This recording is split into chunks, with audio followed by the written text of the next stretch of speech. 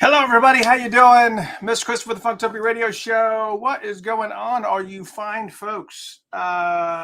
Jeff will be in here in just a moment, and I hope that we're going to have a lot of fun tonight. So if you guys are huge Prince fans and James Brown fans, you're not going to want to be anywhere else. For those of you just tuning in, if you're starting to watch this at the beginning of the video, this is the pre-show. I actually started a little bit early. The pre-show normally starts about 7:45. I started it a little bit early just because I can. And because I wanted to make sure that we kind of had a bunch of all this technical stuff worked through and whatnot, and just making sure that everything is good. And that's kind of really the only thing we're doing right here. But anyways, if you want to, you can fast forward about 15 minutes, technically 22 minutes.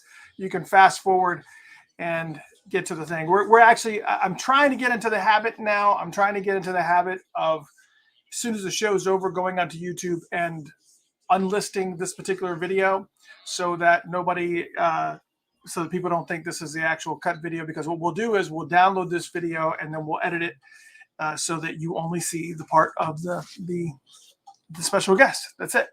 Brian, what's going on? Donna, hello. Susie, hello. Susan, hello. Kiaria, how are you? Many Moons in the house.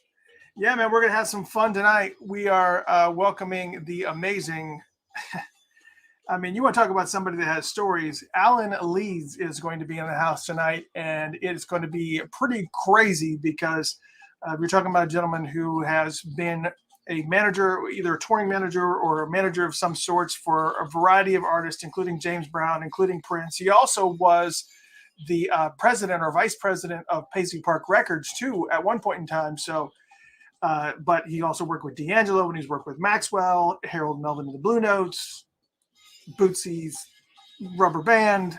I mean, it's just, the laundry list is just ridiculous. So we are going to be having a lot of fun tonight. Again, this is the pre-show. The show does not technically start from another 20 minutes, but I like to kind of come in here a little bit earlier, let you guys kind of just loosen up and hang out and talk amongst each other and welcome each other. And it's going to be an amazing time. As I said, Jeff Page will be in here momentarily, and we will be kind of chatting it up. The pre-show doesn't normally start till 7:45, but I started a little bit early just because. Anna, hello. Lenny, what is going on, brother man? Haven't seen you in a while. Andrew, what's going on? Patrick Black is in the house. Keyboardist extraordinaire out of Sewanee, Georgia, just outside of Atlanta. He's kind of doing his own thing now. Charlotte, what's going on? Man, yeah, Andrew says, Alan Leeds is a funk history. Yeah, absolutely. When you look at, Linda, hello. When you look at his history and some of the things that he's done, I mean, it's just, it's ridiculous. I mean, you just heard me ramble off some of them, but I mean, Prince, James Brown, Cameo, D'Angelo, Kiss, Raphael Sadiq, Maxwell, Barry White, Chris Rock, Harold Melvin and the Blue Notes, Bootsy's Rubber Band, and I mean, he's just worked with so many friggin' different people. It doesn't make any sense how one man can find his way into into managing so many acts. It's staggering. It truly is staggering. I've got this weird right-left thing happening here on. It's kind of weird. Yeah, it's going to be a lot of fun. We're going to be having a lot of time. Jeremy says, and also part of this pre-show is if you have any questions up front that you have about the estate, or if you have any type of questions that you want to chat about that may or may not be relevant, this is a perfect time to do it. Jeremy starts it off with, did you hear about the reissues being released on Prince first quarter of the year? There have been some rumblings. We've been hearing off and on rumblings regarding, I'll leave that question up there for people who are maybe coming in as I'm talking. We have heard some rumblings that there is going to possibly be, it's already in the works. We know this, but there's some legalities and stuff they're working through regarding Parade. So the Parade reissue, along with I think they're trying also to try to package it along with Under the Cherry Moon. But Under the Cherry Moon as a movie has switched hands like multiple times, and it's been a little bit of a nightmare for them. So I think they have to work through all that and figure out who owns what, and then kind of take it from there. It's just it's just one of those things. And Jeff is eventually going to come on here, and I've got to make sure that I have my headphones on so I can actually hear. But yeah, it's going to be a lot of fun. It's going to be good. Yeah, Andrew says, I have Times Squared. Times Squared was actually great. Times Squared was really a rehash. That's actually Eric Leeds, Alan Leeds' brother. Eric released Times Squared, which is actually technically a Madhouse album because it was going to be that Madhouse, the third Madhouse album, which would have been 17 through, but then it kind of got it released in these tidbits and whatnot, like a girl and her puppy and all this weird stuff. But he actually tells the whole story about what happened and how that all shook out. On the last interview that we did with him. So if you want to go back a couple of interviews, we are going to be talking about. We do talk a lot in detail about Times Square and how that was really kind of a shakeout of a lot of Madhouse stuff that would have been the third Madhouse release, but it didn't. It's pretty awesome. So if you really are a huge fan of Madhouse and you really wished for that third album, just get Eric Leeds' Times Squared. It's about as close as you're going to get to Madhouse because that was a Madhouse album.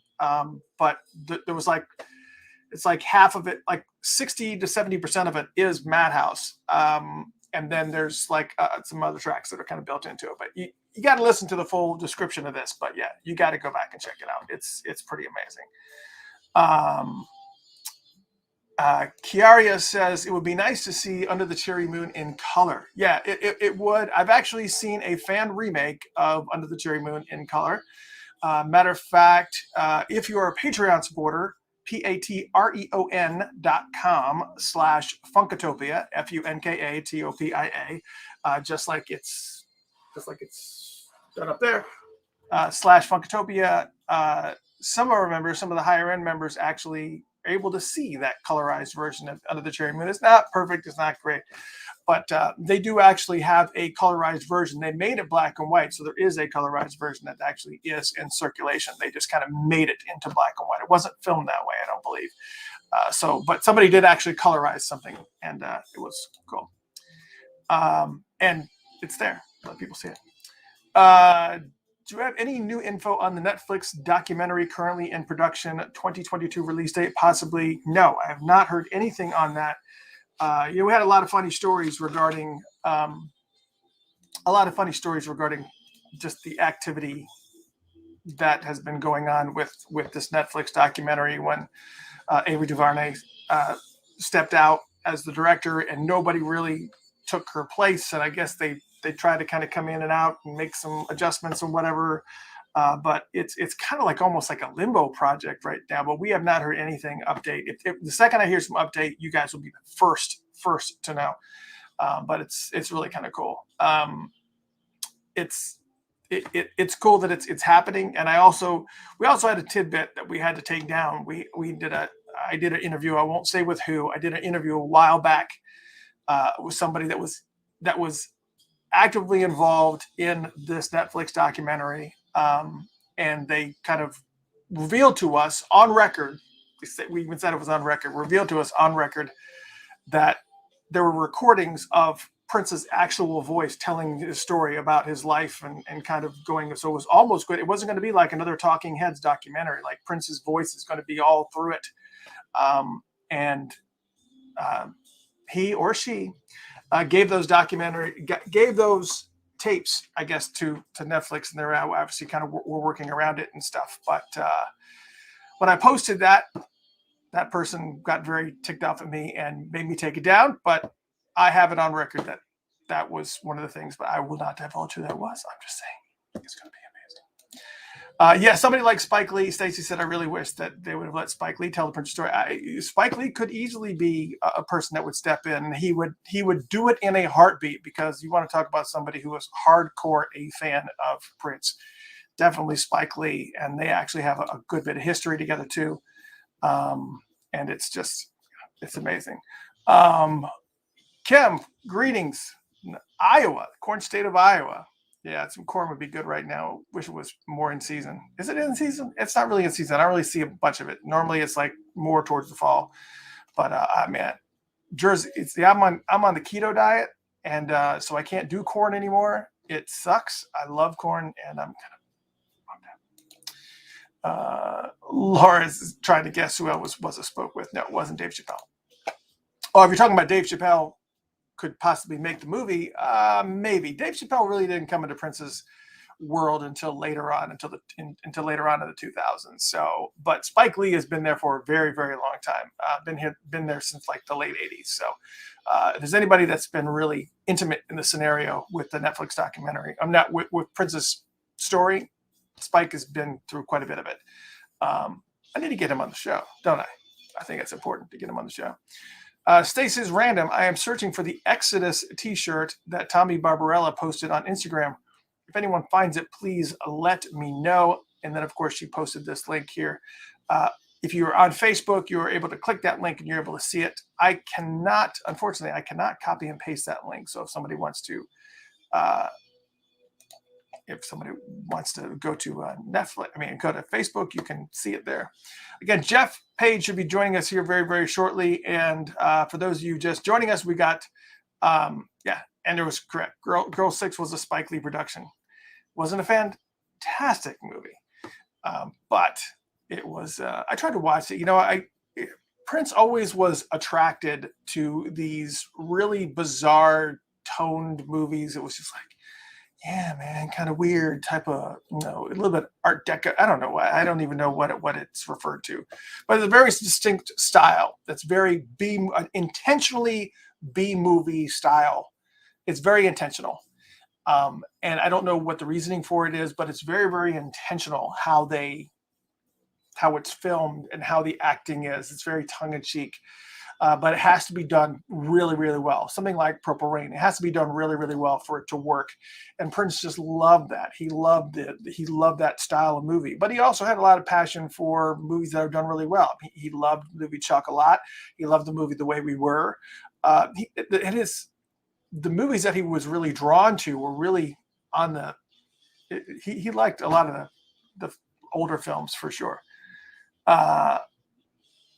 Yeah, how about Spike and Dave? Lauren says. Yeah, I'm about that. Yeah, thank you, Elisa. Art house movies. Yeah, he was definitely into those types of things. Art house movies is probably a better. Brian says Spike directed the Money Don't Matter Tonight video too. At least one of them. Right? Yeah. So yeah, the Avant-Garde is probably pretty good. Thanks, Andrea. Is that another one? Sean says, ironically, I've been looking for the Revolution hat that one of the guys wears on TMZ TV. I don't think, I know when the Revolution got back together,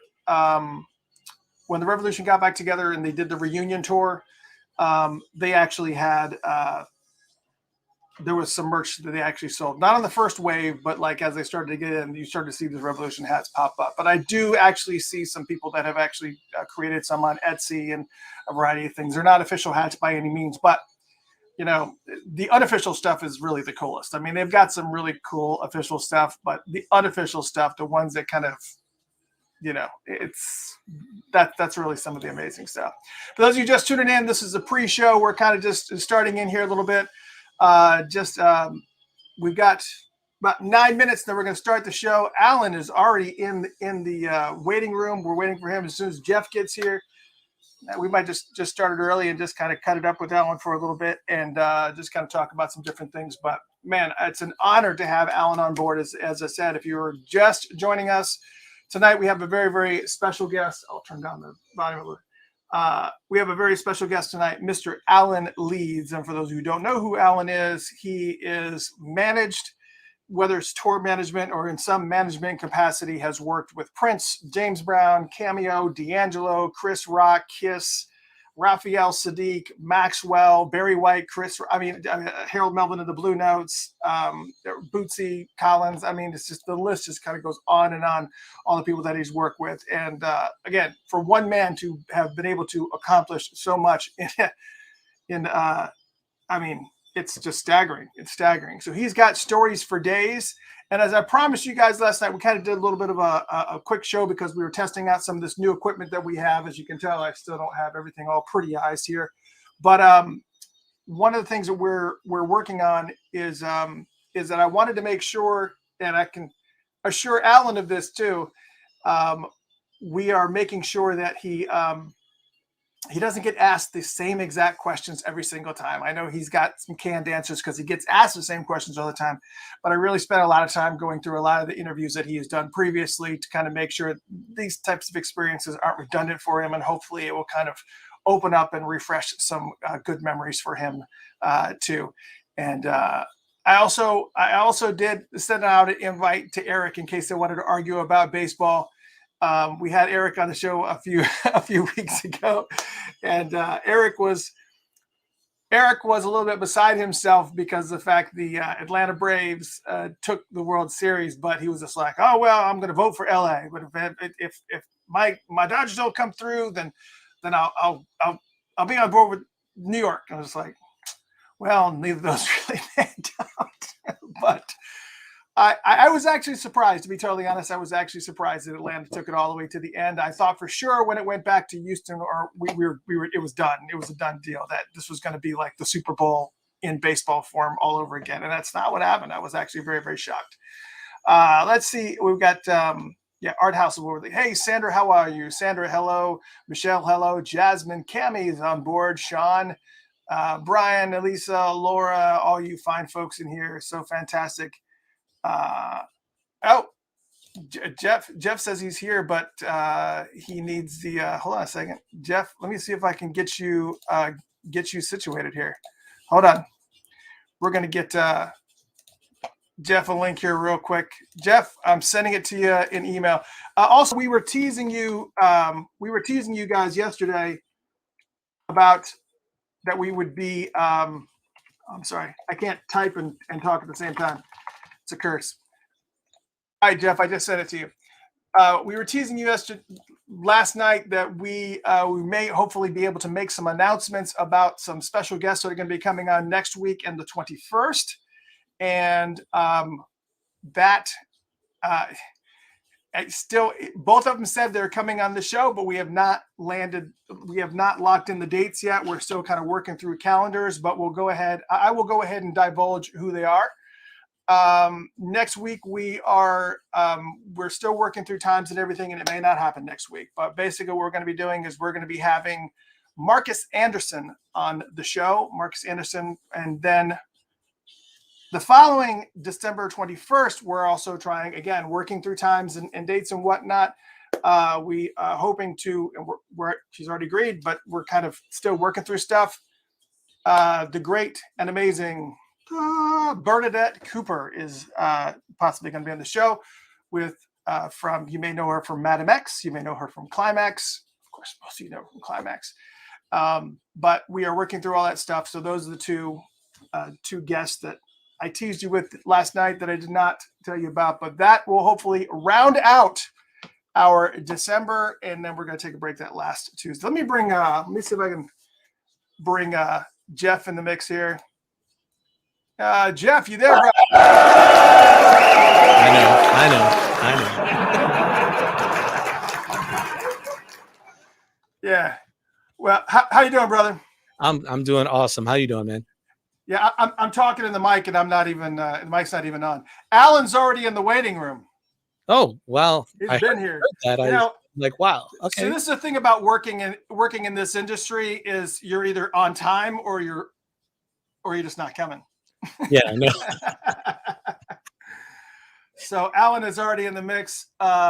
These guys are professionals. They're on it, so you can't be surprised. Always.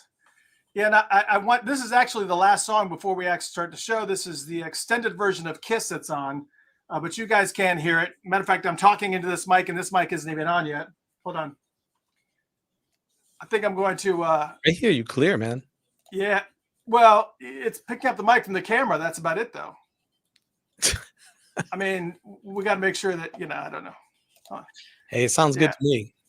Yeah, it sounds fantastic, but yeah, we have to make sure.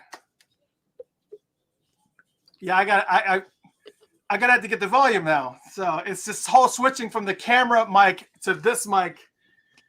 That's kind of, created this little nervousness thing. You know how this is. You'll make it, man. You'll make it. Yeah. So actually, hold on a second. Here's what I'm gonna do. I'm gonna start the. Of course, it's the long version of Kiss.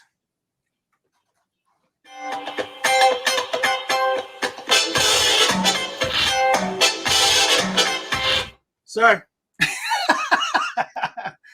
took over my sensation for a second. All right, hold on. We'll switch the audio here. Just a second. Here we go. Switching audio.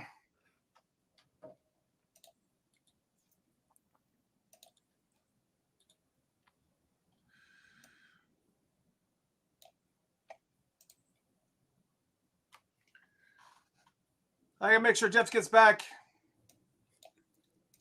You back or you are back? I'm back. You didn't get down.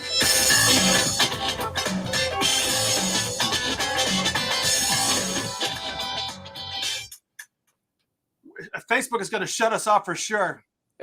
Yeah. All right. Let's just go ahead and switch the audio. People are going to kill me.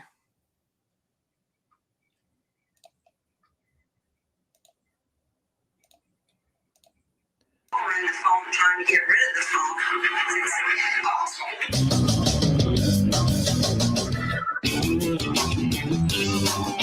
Welcome, one and all. Can you hear me okay? Jeff, can you hear me? All right. Good deal. Welcome, one and all. It's Funkatopia live. And we're going to pre-show action. We're actually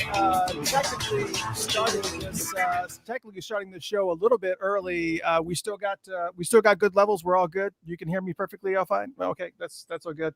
Give me a little test, Jeff. Yeah. See, what's exciting, what's really, really cool is that we switched out the board for the radio show. As many of you know, we went from a USB board that was okay. There was nothing wrong with the USB board. It served us well for many, many years. Prince liked it when we were playing the radio show. When he was never had any complaints, was never any issue. But we switched the board for the first time in years, and now it's this new. Not new. I had it. It was just sitting there. Jeff came over to the house and goes, "Why don't you just use that board?" I don't know. Now we have the new and improved. Yeah, so now it's got compressors and everything all built into it, and it's perfectly. It's amazing. It's fantastic. It's got all kinds of different. It's great. It's great. Yep. Tonight, oh man, I can't even. For those of you who joined us during the pre-show, you got a little bit of a spoiler about who our guest will probably be in December. They've already agreed to be on the show. We're just kind of locking in dates, and we're kind of like this is just kind of where it's at. But again, we are looking to have Marcus Anderson on the show next week, and then the 21st of December, the great Bernadette Cooper from Madam X and Climax. And man, I am very, very excited. And of course, we had Eric Leeds and St. Paul Peterson on the show before, and it's just been fantastic lineup of shows. And tonight is absolutely positively no different, because it is. I can't even begin to just just gush about how amazing this gentleman is that I'm about to bring in. He's been patiently waiting. He actually came on during the pre-show. I didn't bring him in just because I wanted to make sure that everything was running the way it was supposed to. But this is the one and only Alan Leeds, who has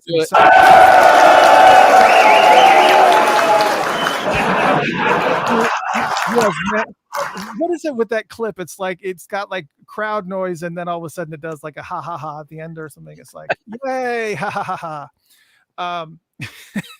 Story of my life. Anyways, Alan Leeds is in the house, and he has managed everybody from in some form of management capacity. Prince, James Brown, Cameo, D'Angelo, Kiss, which is the oddball in the bunch, Raphael Sadiq, Maxwell, Barry White, Chris Rock, Harold Melvin and the Blue Notes, Bootsy Collins, Bootsy's Rubber Band. I mean, it's just amazing. So it is an honor for me to be able to bring this gentleman into the stream, Mr. Alan Lee. that applause track that you use, it sounds like one of those machines that grinds up pavement. When they're going to redo the driveway, they have a machine that just goes. That's kind of what it sounds like. He's saying it's easy on the ears, Jeff. I'll keep it simple. I'll just.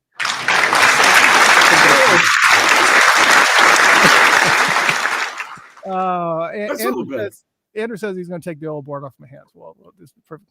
It served us well. Yes. I had really looked forward to doing the pre-show. Because I understand you get paid double time for that. So I was,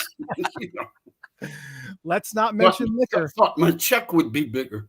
Don't mention alcohol at all. That'll make all your other guests happy. So, yeah, we had your brother Eric on the show a couple of weeks ago with St. Paul Peterson. And one of the things he said was, actually, that was in the interview we did before when the World Series was happening. Right. And he said, "Oh, how do I get paid?" And we said, "What did we say we were going to pay him in Jack Daniels or alcohol or drinks?" Yeah, we I accidentally said it again.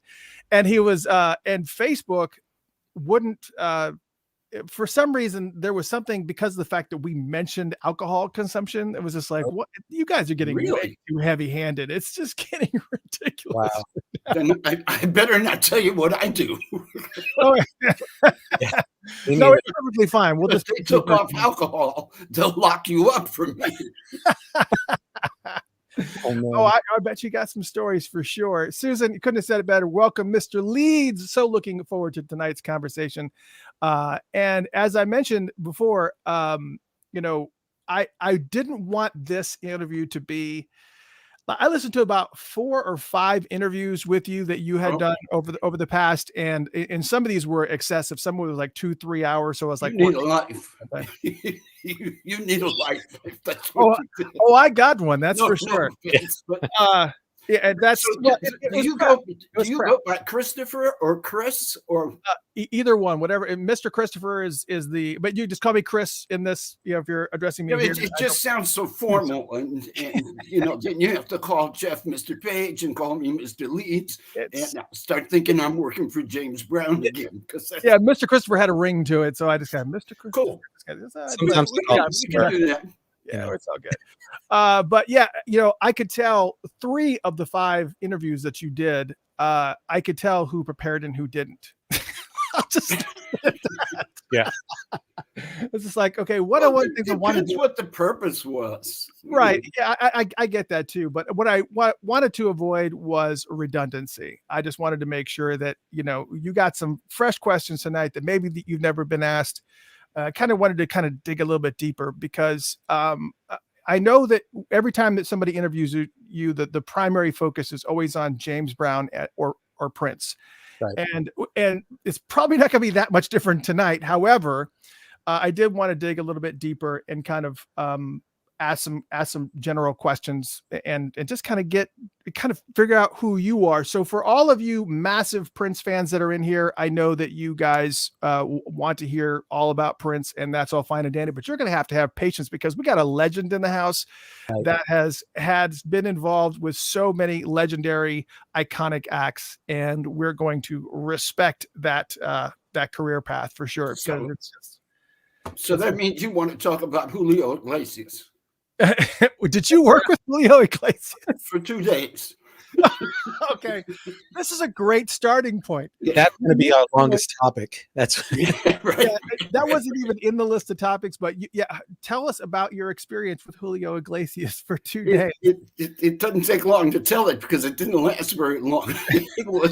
He was managed by the same people that were managing, let's see, who in the hell was I on the road with? It must have been Maxwell. And we had a couple days off, and Julio Iglesias was going to play Atlantic City. We had just finished in Atlantic City, and the manager asked me if I would stay and kind of road manage the shows for Iglesias. I guess he hadn't worked in a while and didn't have an assistant or a road manager.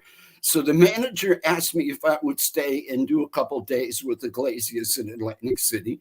I was already there, so it's like, yeah, what the hell? It's something else. But, Right. We shook hands and met. I escorted a bunch of 85-year-old women to his dressing room after the show, and that was about it. Right. So that's the extent of it. That's pretty much the extent of it. If he saw me today, he wouldn't know me. I'm not sure I'd know him, but. Well, because I do have a little bit more deeper questions that I'm going to ask you in the scheme of things, because I really want to know, you're a tour manager, and I'm going to kind of go a little bit out of order, Jeff, because I know we have like a list of things, but let's actually, I don't know. I want to start here yet, but I think I'm going to anyways. What exactly, for those who don't know, what exactly are all of the, I guess, the responsibilities of a tour manager? What all are you supposed to handle? I've heard you mention, booking the hotel rooms and obviously making sure that people are where they're supposed to be, but there's obviously a lot of other minutia that has to go on, and it probably changes from band to band. But what, from a big scope, what exactly does a tour manager do? It make sure it basically, I tell people the tour manager's primary function is to make sure you have a really talented, dependable crew, so that all you have to do is sit back and watch it work. and seriously, that's the ideal, because you're kind of responsible for any and everything that happens. And yeah, it means either you doing it or having a bigger tour. You may have an assistant or a road manager who handles the logistics, booking the limos, booking the hotels, et cetera, et cetera. And in many cases, you do it yourself. But it's so much more than that, because when you go on tour, and a lot of this you're going to say, well, duh, but when you go on tour, you're assembling a family. And I say that, every tour says, well, it's like family on the road. Well, most times it's not, but that's the goal, because Dysfunctional family. You're really going into an alternative reality. Right. You can throw away your watch. I mean, if anybody still wears a watch, but clocks don't matter, because any and everything can happen at any hour. You could be eating meals at 4 a.m. You could be waking up at 2 a.m, going to bed at 6 a.m. I mean, there's no regiment, because everything depends on where's the next gig, how long is the bus ride or the flight, et cetera, et cetera. So you're managing not just the band, but the technical crew, and of course, primarily the artist, and trying to keep everybody happy. And it's pretty much an impossible task. There's always going to be somebody unhappy. But if there's somebody who's not a team player and doesn't really fit or has their own selfish agenda, you want to get that person out real quick, because It's like poison. It's just like, one bad apple spoils the whole thing. So I think a lot of the job is really preparing, because if you've properly prepared for a tour and you got the right people with the right attitude, then barring any unforeseen complications, you roll pretty comfortably. You develop somewhat of a routine. And if you pick this lifestyle for a career, you already know your body clock doesn't exist, and you just roll with shit. But I kind of separated myself as much as possible from the busy work, the logistical stuff. I tried to always have somebody do that. Smart man. Quite honestly, I mean, I'd done that for a few years. For example, the KISS tour, that's all I did was logistics. That's the gig. But most of the tours and the artists that I worked with for any length, there's one thing, you freelance a tour, you're hired just to do the tour. For example, I did a Barry White tour, did the whole tour, but was hired at the beginning, and at the end we shook hands and lost each other's number. Tour's over. Right. But the relationships with James Brown first, for a better part of 6-7 years, Prince for 10 years, D'Angelo for damn near 20 years. God. It was really about being very intimate with the artist and catering to the artist's needs and helping him, in this case, hymns, feel comfortable and feel safe, so that they didn't have to worry about, will the hotel be something that they will like? You've got to get to know these people, know their quirks. And just using the hotel as a metaphor, because it has to do with the type of bus. I mean, you can spend a week just picking a bus for the star of the show because they may be very particular about something, or finding the right bus, but it's the wrong color. So you got to get the bus painted. It's crazy shit like that. But any and everything you can do to make the artist feel comfortable. And the bottom line to everything is, that's my wife in the background on the phone, as usual. She's actually better at this than me. You should have her around. Would love to, sure. The biggest thing I tell people is that when shit goes crazy, and it will, it might be a weather complication, or you might have something. But I was on a tour where the front of house audio engineer, one of the most important people on the crew, disappeared. Oh, we played a show in Miami. We had a couple days off, and then we went to the next city. I can't recall where the next city was, and he wasn't there. He wasn't on the crew bus, but people just assumed that meant he would fly. Sometimes people decide they want to stay over in a city rather than ride the bus, and they buy a plane ticket and meet you in the next town. The guy disappeared. So we got to the show, and there's no front of house guy. Now, that's when everybody else panics. The band panics, so it's not going to sound right on stage. The artist panics. Everybody panics. Right. You have to be the one who doesn't panic.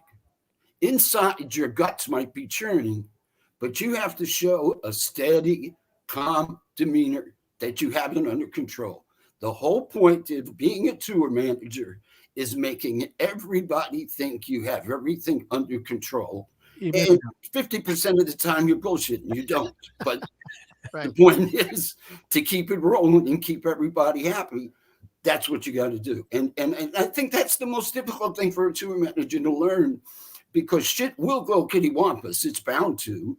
And artists, as you all know very well, are temperamental, impulsive, scare easily. They're insecure. Most artists. And so the whole point is just keep them happy, keep them secure, make them feel safe, that you got everything under control. And all they have to worry about is their art. Yeah. So let me follow up with that then, because what you're referring to is really trusting in your people to make sure everything runs smooth as possible. Of course. So when you end up becoming a tour manager for someone, whether it's for a day or two, things like that. Oh, well, not the 2-day thing, but how often do you get to actually pick that crew as opposed to coming into an existing crew that's been there? That's a really good question. It really depends on the artist. You may come aboard with an artist that already has a lot of people in place that he or she is really happy with. And if that's the case, you don't rock the boat. Right. But if you're coming in from the very beginning, like, for example, when I did with Maxwell, because I guess he had done a few odd dates, but I don't think he had toured before I came aboard. And we really started from scratch. And we didn't have the budget to attract the kind of professionals that I would have liked to have. So we had to get some less experienced guys and kind of make lemonade. But as Maxwell's career blew up, Each tour, we had a bigger budget. Each tour, I was able to bring in more people that I knew I could trust, that I also thought their personalities were such that they would bond with Max, and really kind of built that from the ground up, which was a challenge and a lot of fun. Similarly with D'Angelo, because when I came aboard for the Voodoo tour, he had certainly toured before, but it had been years earlier, and none of those people were still around. Well, I think maybe a couple, but so we were kind of starting from scratch. The key there for me is to have a production manager who's essentially the boss of the crew. Right. Have a guy there that's my guy. We're boys. It's got to be somebody that you're close with. Okay. I've had situations where I inherited a production manager who turned out to be a backstabber. I would tell the artist one thing and he would go tell him something else, trying to score brownie points. You get those kind of people. Well, that guy had to go. And the artist liked him. So it took a while. I had to just kind of manipulate it so he would hang himself. And eventually, after a couple of weeks, he did. But, you know, that's kind of rare. Usually, there's a gentleman by the name of Bill Reeves. And honestly, for behind the scenes, Bill Reeves, you think my resume is crazy, you ought to see his. He's done damn near every artist that I've done, in addition to Luther Vandross and Vogue, R. Kelly, God knows who, Anthony Hamilton. Wow. I mean, Bill Reeves, and he's like an elite level production manager. He and I've worked together for years. We met on a Prince tour. Actually, I think he was on the 1999 tour when I came aboard. And he certainly, I think he was stage manager on Purple Rain, which was a huge crew, of course. And then he graduated to becoming a production manager. And we got to the point where whenever one of us had a tour, we'd reach out to see if the other was available because we just worked so well as a team. Okay. Wow. I mean, you know, whenever I go to a concert, I don't know where this came from, but I will always habitually look around and try to assess how much the artist is making on that particular show. I was like, okay, I know how much I paid for my ticket, and just try to do numbers in my head. And it's like something I'm cursed with. And I don't, do you ever do that? Do you ever go to a concert and just look around and go, oh yeah, he's taking a bath on this show, or because yeah, if God forbid you got empty seats, you know it's not a good sign. Yeah, does something have to be so? I mean, how much does an artist stand to make on like say, for instance, let's just take Purple Rain for instance. Purple Rain was a studio, an arena tour, but about just rough guesstimate about how much do you think the band was clearing in a show for an arena? And I know there's different arena size, but after the lighting crew is paid, after all that stuff is done, without giving you real numbers, right? Either because I've forgotten or I just don't think it's right. Okay. In a case like the Purple Rain tour, which was, a guaranteed advance sellout in every town. I mean, it was the hottest ticket. And it was like the Purple Rain, for those of you who aren't old enough to have gone through that phenomenon. Amazing. For about a year, it was like the Beatles coming to America for the first time. It was really insane. Yeah. And I mean, we sold out, I think, 7 nights in the Joe Louis Arena in Detroit, and sold them all out as quick as they could print the tickets. It's like, it was just stupid. In a tour like that, you make an arrangement, and when I say you, it would be his booking agents, make an arrangement with a promoter for the whole tour. And there's a guarantee per night with a percentage over a certain amount. So let's just pick a number out of a hat and say the guarantee is $250,000. It wouldn't have been back then because tickets were much less cheaper, but it's certainly feasible today. Maybe even modest today. But let's just use the number, $250,000. And then maybe you get 50% of everything over 500,000. In other words, you go to the box office, you count up all the ticket sales, after all the commissions and the ticket fees and all that bullshit, sit there and say, okay, we grossed $600,000 tonight. Well, the artist gets the 250 guarantee plus another 50,000, which is his 50% of the excess over 500,000. Right. Does it make sense? I don't know if I'm Yeah. explaining. No. Yeah. I'm not a math teacher. That makes sense. Yeah. Yeah. I was always trying to figure out. And that's usually the case in most arena tours. There's a very hefty guarantee with a percentage if it really just blows up through the roof. And Now, obviously, in a case like Maxwell, who was on his first album and his very first tour, you're just hoping somebody buys some tickets. Right. Yeah, I mean, yeah. What are you doing when you're in the face of a guarantee of somebody you don't even know? You don't even know how many people are going to show up. What do you do as a tour manager? Where do you go? Like, I don't know. Do you make up a guarantee? Do you kind of like make an assessment in your head? Because album sales? You mean in advance what to ask for? Right, exactly. Yeah. Guarantee. Well, you have to look at what your costs are. Mm-hmm. Yeah. And come up with something realistic so that you're not going to lose money. Yeah. And, in a case where it's a new artist working a first album, you're looking at the promotional value as much as anything else. So it's not so much you want to expect to make a ton of money because you're not going to. You're playing clubs or small theaters on a bill with other artists, whatever it takes to get an act established. So you're really just hoping you break even. Mm. And maybe you sit there and say, okay, we need a guarantee based on the size of our crew and our travel expenses and you need a guarantee of $25,000 a night, just to, again, pick a number out of a hat.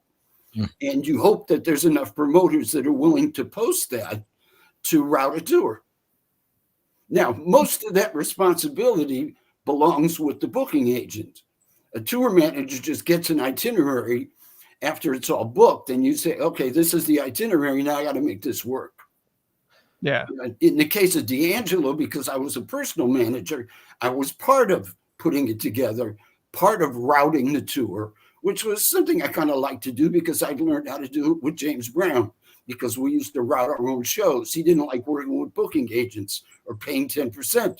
So he actually had us working in-house, and we would actually rent the arenas, make the deals with the arenas, and promote the shows ourselves. Now, the good news is you sell out, all the money's yours.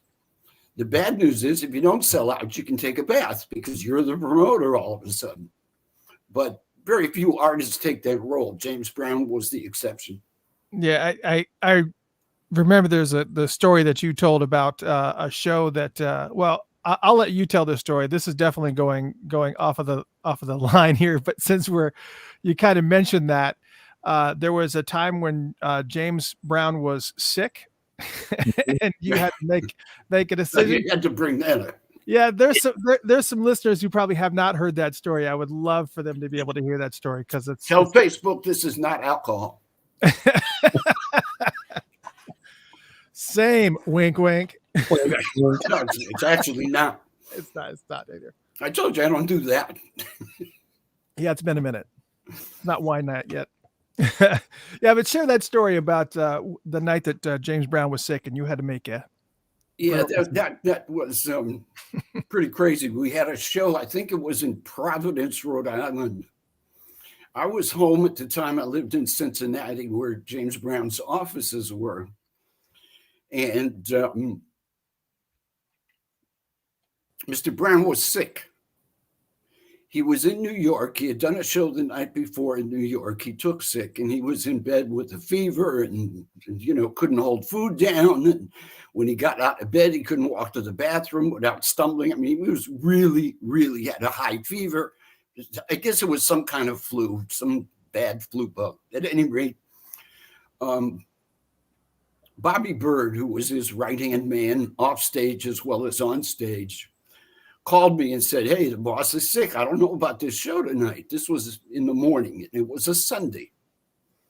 And I had planned to just sit home in bed and watch the Cincinnati Bengals game and just chill out. It was like a Sunday, peaceful Sunday. The show's in Providence. They'll do fine. They'll be back in Cincinnati next week. Meanwhile, I can chill. And I get this call from Bird. So the long and short of it is I start to panic because I'm like, okay, what do I do? The bus had gone ahead. So the band and the crew and everybody was at the gig in Providence ready to set up. And I guess they began setting up. And I just knew, like, I better not cancel the show unless Brown tells me. So I wait a couple hours. I called back and I talked to Bird again. And I said, okay, what's up? What's the deal? And he said, man, he ain't going to make it. There's no way he can make it. Dude is like flat on his back. He's delirious. And we called the doctor. The doctor gave him some kind of antibiotics and told him stay in bed for 3 days, rest his throat. He can't talk. His throat is all raspy.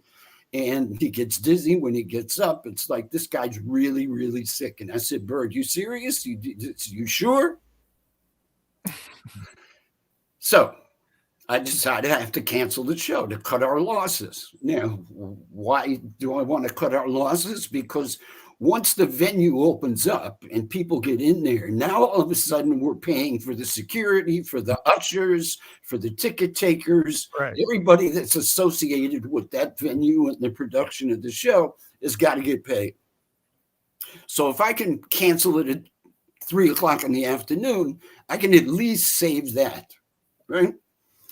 Now, it's a Sunday, and this is in 1969 or 70. There's no such thing as a cell phone. Most business switchboards are closed on Sundays. So the first challenge was, how in the hell do I reach the radio station that is promoting the show and the venue and so on and so on? And thankfully, I had some backup phone numbers and so on. But it's not like you could just pick up the cell phone and say, hey, cancel the show. No, you had to, it took an hour to reach everybody. Then I had to reach the road manager. He doesn't have a cell phone. So I got to find him, and I got to send somebody from the front of the arena all the way to the backstage, out to the bus to get the road manager to get on the phone so I can tell him what's up. So this is complicated, right? Mm-hmm.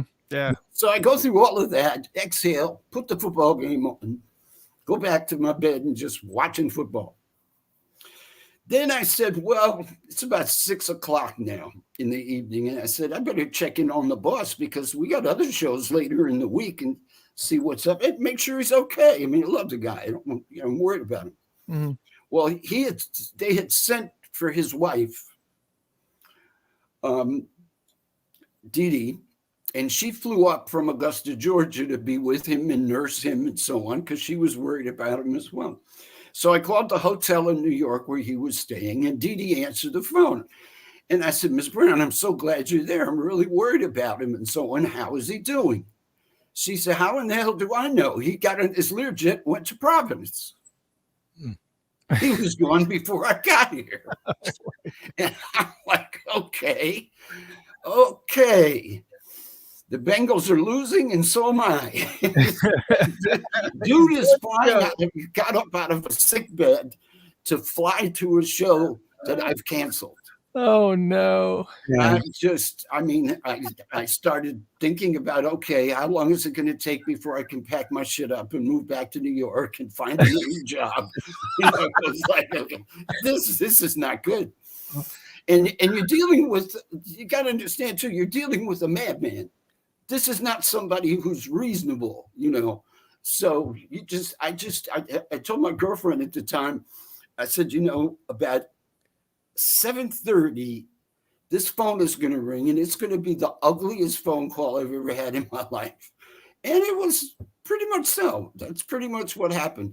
He started off, Miss Leeds, understand you canceled the show. Then his voice got a little louder. He said, and I said, well, Mr. Bird said you were, so and so and so and so. He said, is Mr. Bird a doctor? If he were sick, would you go to Bobby Bird? The title of his record. It says, I need help. That's the name of the song. You go call the man who needs help when you're sick. And this went on and on. It was a tirade for about 10 minutes. Finally, he got it all out and he calmed down and he said, you know, son, I love you for caring about me, but I think you care a little too much.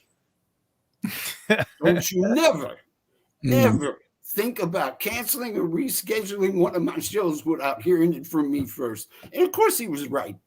But yeah, that was so, and you guys probably took not a good day. You took a bath on that one. We definitely took a bath on that one. Oh my God. Yeah, because I mean, you're refunding. I mean, sure you can reschedule, but you know how that goes. People's schedules change, and you know, it's like no, it's so we didn't take a bath. We took a deluge. Oh yeah. Have you ever had that something similar to that happen while working with other acts, like a Prince or any other acts? Something where that came up and you had to make that call? Top of my head, no. Well, then there's D'Angelo. Yeah, I'm sure D'Angelo was full of surprises. Who isn't prone to get sick, but he's prone to say he's sick. Because at least 1 out of 3 shows in the afternoon, he'll come knock on your hotel door and say, Pops, he used to call me Pops. He said, Pops, I'm not feeling it today. I don't know if I can get it up to do this show. And then you got his name. What does a tour manager do? You sit with the artist for 20 minutes and pump him up and convince him that he will be able to survive doing a show tonight. That it won't, you know, put him in a hospital. That somehow he can get on stage and sing the songs he loves to sing with musicians he loves to play with to an audience who adores him, to which he's getting paid. Sounds like an easy night to me. Yeah.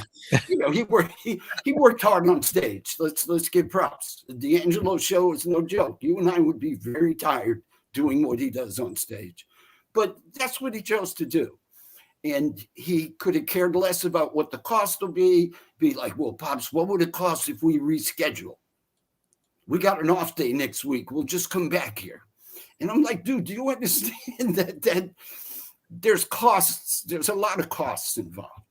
And then there's the issue of the reliability of your professional reputation, which was always a problem because D doesn't come out of the cocoon very often. And when he does, you want to take advantage of it and prop up that career because he's going to disappear again in another year or two.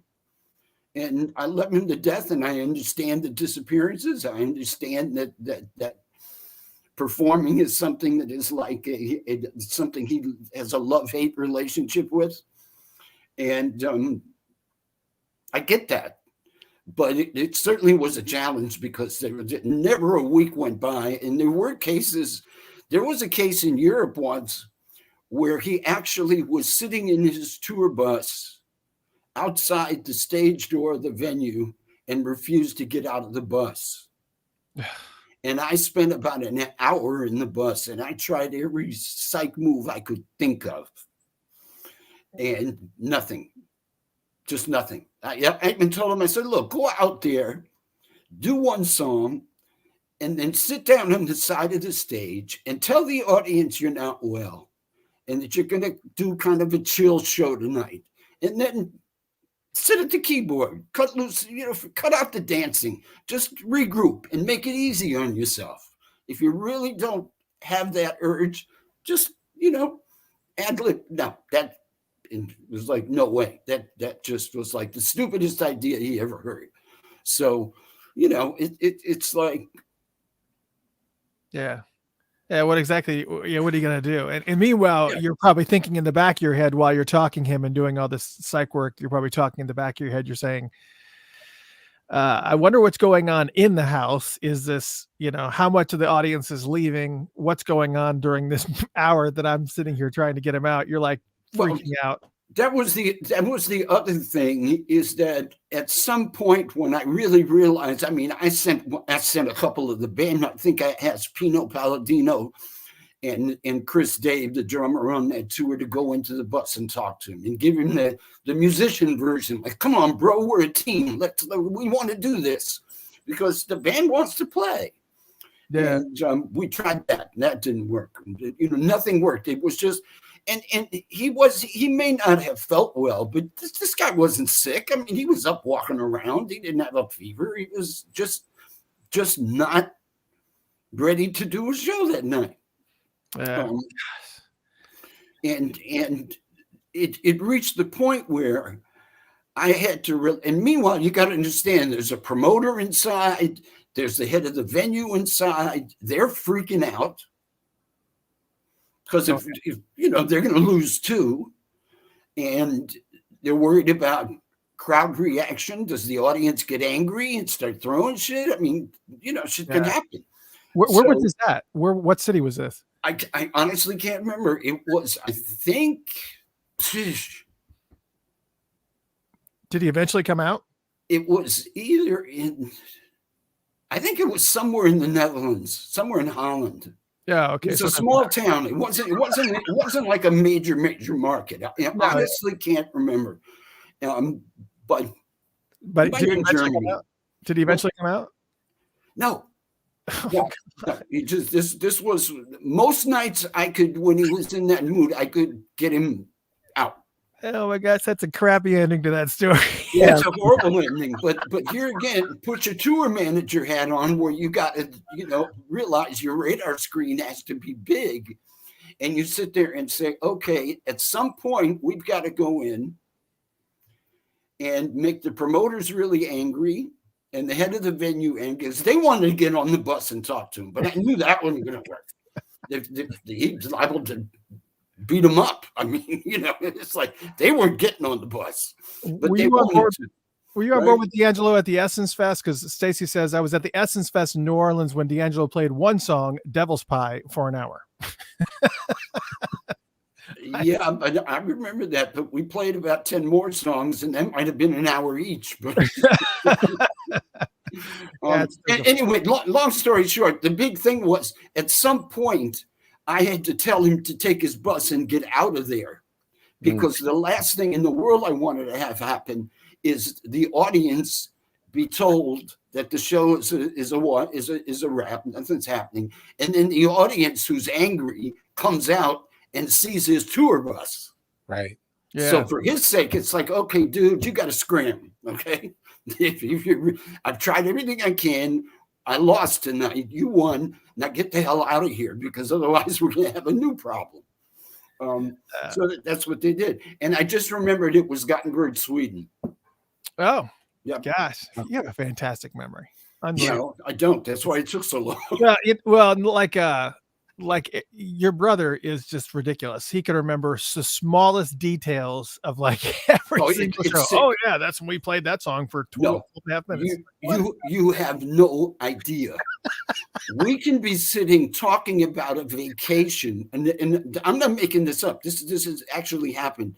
Talking about a family vacation we took when we were kids, when I was about 10 years old and Eric was about 5. And he can tell you what we had for dinner at the hotel. Oh, man. Seriously. and I'm like, really? Yeah. Oh my gosh, those people. It's sick. It's you talk about photographic memory. It's bizarre. And Jeff, you got picture number 1. Yeah, let's do it. Yeah, Alan, I want you to tell me what. I don't think all I'm seeing is. We're seeing your logo for right now. Oh, that's a really beautiful logo, though. Well, thank you very much. Let's try that again.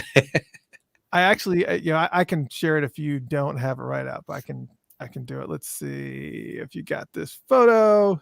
I got it. Here we go. You sure? You positive? Because here it is. Okay. I want, and we're going to solo this. I want to get a little bit of explanation. And I know for all you radio listeners, all you many radio listeners all over the world that are listening right now, you can go to facebook.com/Funkatopia or youtube.com/Funkatopia, and you can kind of watch along. But right now, this is a little bit of a visual component. But Alan, can you explain this particular photo to us? Exactly what's happening here? What historic thing are we looking at here? Moment. I don't think it's a historic moment. It's a pose picture. It's in James Brown's office in Augusta, Georgia. And the other fella, his name is Johnny Terry. He's passed away some years ago. Johnny was one of the original Famous Flames, James Brown's original vocal group that got together in the early 1950s. And he had stopped performing in the 60s, but James hired him on to work in the office as an assistant. So there was a local newspaper in Augusta, Georgia that was doing a feature on James Brown having moved home and opened up an office in Augusta. They were proud of their son, the native son. So the newspaper came in and took a bunch of pictures in the office, and that was one of them. Wow, this is just it's just such an iconic picture. Matter of fact, I don't know if you have photo 2, but I really want to pull up photo 2, Jeff, because this photo is stunning to me. This photo here is stunning to me because obviously it really looks like you were photoshopped into this picture. Yeah, it is weird. That wasn't even around.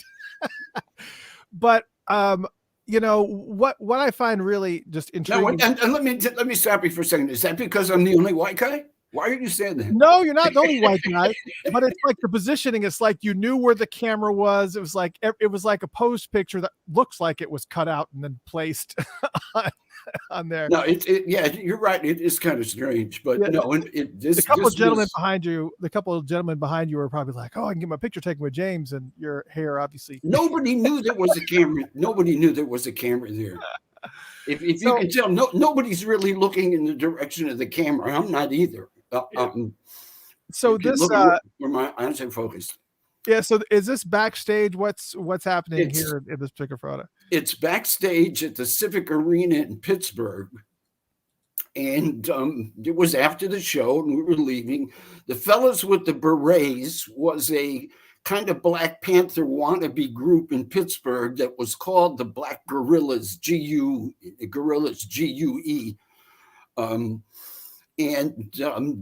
We had hired them to do security at the show because the Pittsburgh cops were kind of like not Black audience friendly. So we decided that when we came back to Pittsburgh, we would use these guys as security, and they did a great job. And they're backstage. They'd been talking with Brown, and Brown's on his way out to his car to leave the venue. And we're all just walking him out of the dressing room. Behind me, you can just barely see one of her eyes. On the far left, as you're facing the picture, is Gertrude Sanders, who was Brown's longtime wardrobe mistress. She'd been with James since the early 60s, and everybody who knew Brown knew Gertrude.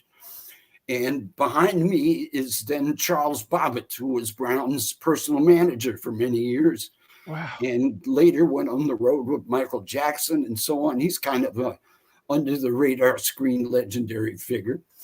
And the guy on the right with the T-shirt with the low collar is a Pittsburgh area disc jockey named Brother Matt Ledbetter, who was a very, very popular disc jockey, radio personality, and he would MC shows. And he was also a personal friend of mine. I lived in Pittsburgh for several years, and Matt and I used to hang out together all the time. He's probably my best friend in Pittsburgh, and just happened to also be in this position in the business. So that's the picture. But I don't think any of us knew that picture was being taken. I got the picture from Matt, actually. Who said a friend of his had given him a bunch of pictures that had been taken at the James Brown show. Do you want to see him? And I said, yeah. Oh, you got to give me that one. So no, yeah, it's just there it is. So there's some amateur photographer in Pittsburgh in 1970 took that shot. it's so iconic. I mean, it's just incredible. Yeah, you can come back, Jeff, because one of the things I did want to also share. And by the way, the afro was real. I mean, now we call it a Jew How fro. long did that I would have said that then, but believe it or not, it was real.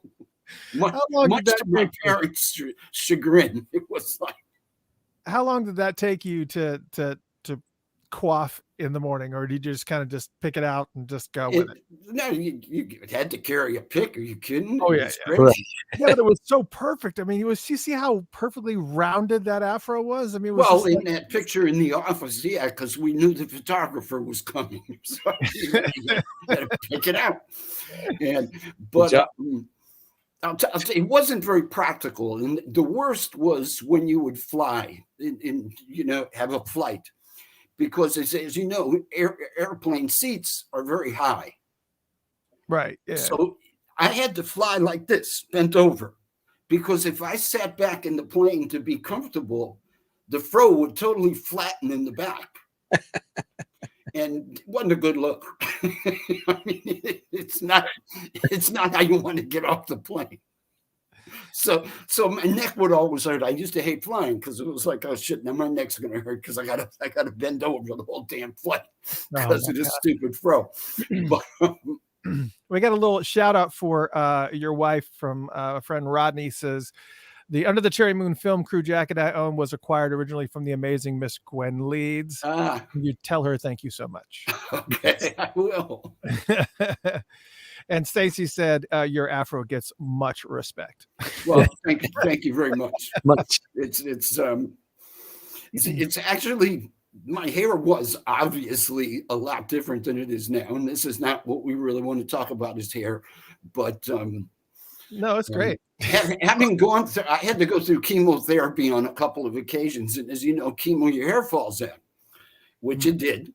And it grew back much straighter than it used to be. I mean, it used to be very wavy and thick, and it's like post chemo was like, okay, forget about it. Your Jupro days are over.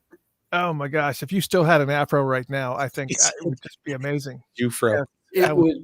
I would have to be like an ongoing friend. I mean, I would have to hang out with you like all the time. At my age, it would be a little questionable, I think. It's just, That's what makes it so interesting. All right, so I want to talk about how you got involved with James Brown, and all you Prince fans, come down. We're gonna do Prince questions. Just hold on a second. But have you seen the movie? I'm sure you have. You saw the movie Get On Up? Yeah, of course. So one of the things that's in there, surprisingly enough, you weren't in the movie. However, there is a section of the movie where James is talking about how exactly the DJs and stuff get paid and stuff as far as utilizing them to promote shows. Here's a little clip for those who may not be familiar with what I'm talking about. We go to the young cats, the hungry cats, the late night cats. The 20-year-old white DJ from Richmond, Virginia, who ain't getting paid nothing. He only doing it because he loves the music. We go to him and we ask him if he want to be the sole James Brown promoter for the Richmond show for a percentage. He gonna say, are you kidding me? Do you know how much they pay me? Between nothing and $50 a week. But he love my music. Oh, he dig himself some James Brown. And he got a microphone and a turntable and 4 hours of airtime to kids. Screw payola. See? This is Alan Leeds coming back at you. Now with his new hit, Papa's got a brand new bag. It's James Brown. And at the end, he gonna say, and make sure you catch James Brown at the arena in Richmond this Tuesday. I see, because he's young, he's 20. And he got strong legs, and he know everybody. He know the cat at the pool hall. He know the cat at the barber shop. So exactly, I just wanted to play that clip. I don't know if you probably saw that clip or not, but or remember it. Yeah, I saw the clip. And I didn't realize. Where did they get that guy? Why couldn't I be at casting? Why did they pick that guy? Yeah, I don't know. That was kind of interesting. Yeah, but obviously they utilized you during your DJ portion of this, and that was kind of a little bit unusual, because I think I've heard you tell the story before that, you had an opportunity to kind of promote an event for James, and you did such an amazing deal that he brought you on So I don't, how they utilized you in that, I guess, is not really accurate, but is that really how it worked out back in those days? As far as, was James one of the first people to actually do that, that, that plan as Yeah, far as? I think so. And quite honestly, it pretty much is accurate. Because in my radio days, we did, myself and another couple of young disc jockeys did actually promote some club shows with you know, Otis Redding or the Drifters, the Curtis Mayfield, the Impressions. We'd bring them to town and put them in a couple of clubs, one club on Friday and one on Saturday, and make a little money. With James, I didn't promote one of his shows until 1969, and from that was an arena show in Pittsburgh, and it came close to selling out, and he was impressed, and that's what led to going to work for him. So I mean, you know, the film stops there. It doesn't explain that it led from disc jockey to promoter to an employee of the artist, but that wasn't necessary for the film. It made a point, and yeah, it was true. James used disc jockeys in most major cities as frontmen for his concerts. And it made a lot of sense, because if you got the disc jockey in your pocket, then he's going to play your records. And he's going to play Bobby Bird's records. And he's going to play the JBs and Martha Whitney and Vicki Anderson. He's going to play every damn record you send him, because he's getting paid at the gig. Now, you know, is it payola? Yeah, it is and it isn't. If the advertisements on the radio are paid for, then it's not payola. But if the guy is just rambling on constantly about the show and it's not a paid advertisement and he's just riffing, well, then he could get in trouble. But, you know, nobody was clocking that shit back then. Nobody. Right. Yeah. And the disc jockeys, particularly at urban radio stations at that particular time, were woefully underpaid. And the station owners knew that they were going to use that voice, that presence in the community, for other hustles. And those hustles, the easiest hustle was to front shows. So, yeah. Well, and I gotta tell you, I mean, there's like, you know, I'm gonna ask you a few more questions about James, but then we'll move on to, you know, some of the Prince questions as well. But while I'm going to take the big screen here, because I did actually go ahead, as part of the research here, I did purchase this amazing book, There Was a Time, James Brown, the Chitlin Circuit, and Me, that is out right now on Amazon. I will actually put up the Amazon link for you guys to actually purchase it. Show your respect to this amazing man right here and this book. And I can only imagine, unfortunately, it just came to me a couple of days ago, so I was busy listening to interviews.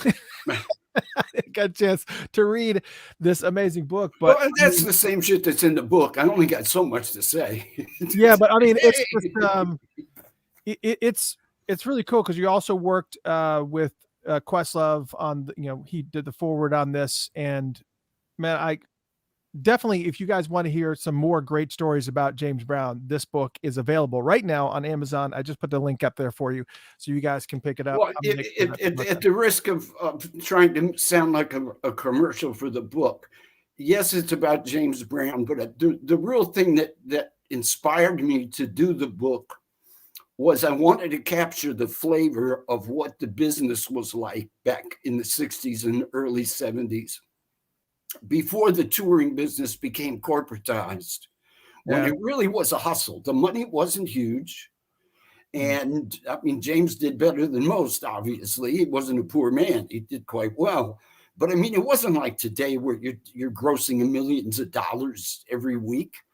If we had a night where the gross was $75,000, we were ecstatic. And maybe we'd walk with half of that. And it was a mom and pop business. And so I wanted a book that could kind of capture the flavor of what that whole existence was like on the road back then.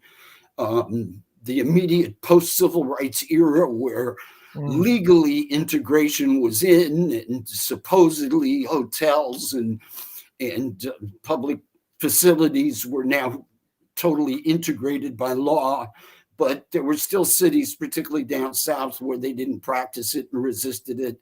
And, just really paint a picture of that whole genre. And so James Brown, in my experience, are just kind of like, there've been other books that have talked about the Chitlin circuit in those days, but they're very seldom written by somebody who was there. And since most everybody who was there with me are either dead or senile, I figured before I'm one or the other, I better write this shit. I just want kids to be able to go to a library 20 years from now and get a sense of what it was like, because it was so radically different than what the business is today.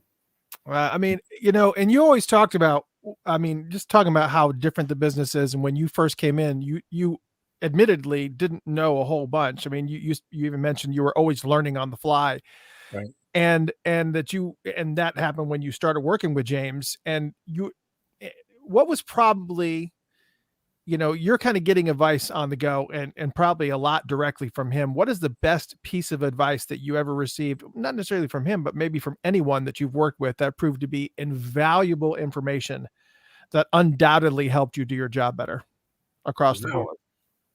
That's a great question. I wish I had a good answer. There's always like something that somebody says. It's just like, this is a weird example, but like, I shouldn't be the focal point of this. One time I went to go hear Zig Ziglar, and he was doing the sales event, and he said, you ever go on vacation, and right when you're about to go on vacation, that day that is the last day in the office before your vacation, the amount of work that you get done in that day is just unreal, because you're up against the clock.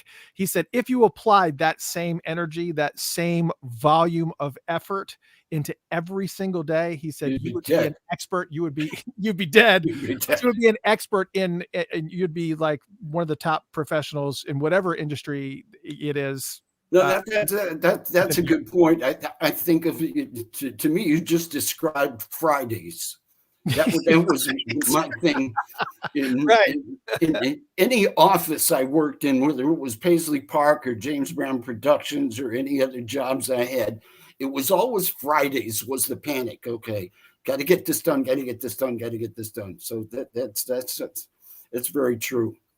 I'm really hard pressed to think of a specific answer to your question. It's a damn good question. I'm not sure anybody's ever asked me that. And I feel guilty for not having an answer, because there were certainly so many people who taught me things and showed me the ropes. People that I have gratitude for, and I could sit here and name them, but I can't remember the specific thing. Well, and one of the other things that I heard, because we'll move on to another question, because I'll let you it's probably going to be stirring in the back of your mind. I'll think of it tonight. I'm sure. Laying in bed, I'll wake up at 2 a.m. Aha. Right. Now, you had mentioned, some of a lot of the bands that are, back in the 50s and 60s and even in some cases the 70s, especially a lot of the R&B acts. One of the things I learned listening to some of the past talks that you've done was that a lot of these big bands did not have bands. Like, say like a Little Richard would not have his own band. It would be Little Richard, and then you would work with whatever band it was that you went in to that town. Mm-hmm. And you had mentioned that, a lot of them, and there were many of them were like that. You would go into a town, and then whatever the house band was for whatever that venue was, that's who you worked with. And I was not aware of that. I always thought that these big name bands always had their own thing. Can you talk about that a little bit and that experience of, because the second part to this question is that you mentioned that, some of the bands in the venues down south, most of them didn't read music. They just kind of played by ear. They kind of did their own things. But a lot of the bands that were up north, they required you to bring sheet music. And if you didn't have them, you said you got your feelings hurt. Mm-hmm. So can you kind of speak to that whole process a little bit? And also, was there a time where you guys went into a town, say with James or Prince or anybody, and did get your feelings hurt? Not really. Of course, James and Prince always had their own bands. They had their own bands, right? Always, they were always self-contained. But you're right. If you indulge me to go back to the '60s, and I'll talk about some artists that a lot of your viewers may or may not be familiar with. But the goal in the soul music era for an artist was first get a hit record in order to get on the road, to get booked.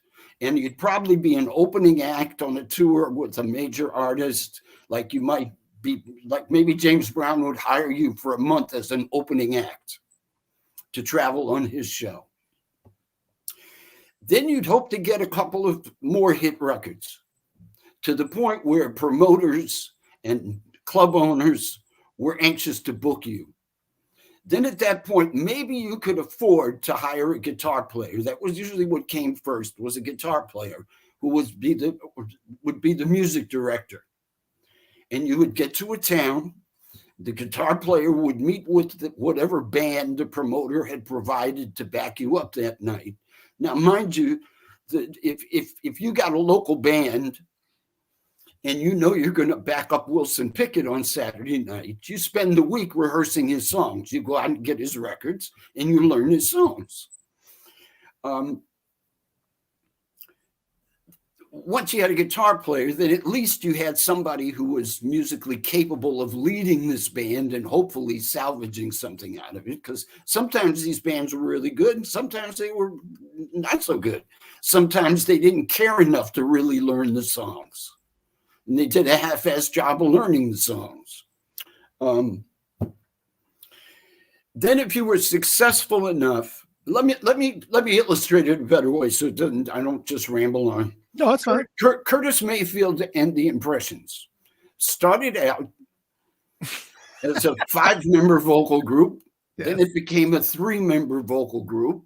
It was Curtis, who sang lead and played guitar, and two other singers, Sam Gooden and Fred Cash. Those were the Impressions when they made their biggest hit records. People Get Ready, Keep on Pushing, It's All Right, all those big records they had in the 60s that probably none of the viewers tonight ever heard of. But at any rate, they were huge. We can sing some bars for. There you go. And I know you guys would know. Go ahead. That's good. I'll stop. Go ahead. No, go ahead. Can you do Wilson Pickett? Because I'm going to talk about him too.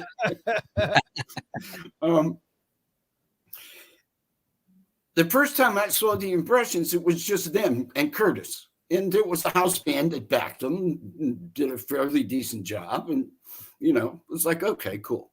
The next time I saw them, they had a bass player and a drummer. So now you mean with their own musicians, now they can start to play around with what we used to call taking the songs and making a show of it. You can start rearranging some of the songs, extending them so that there's sing-alongs with the audience, you know, different gimmicks to make the songs come alive so they're more than just that 3-minute 45 that people were buying. And then the goal would be is hopefully to become successful enough that you could afford to have a full band. And eventually the Impressions did.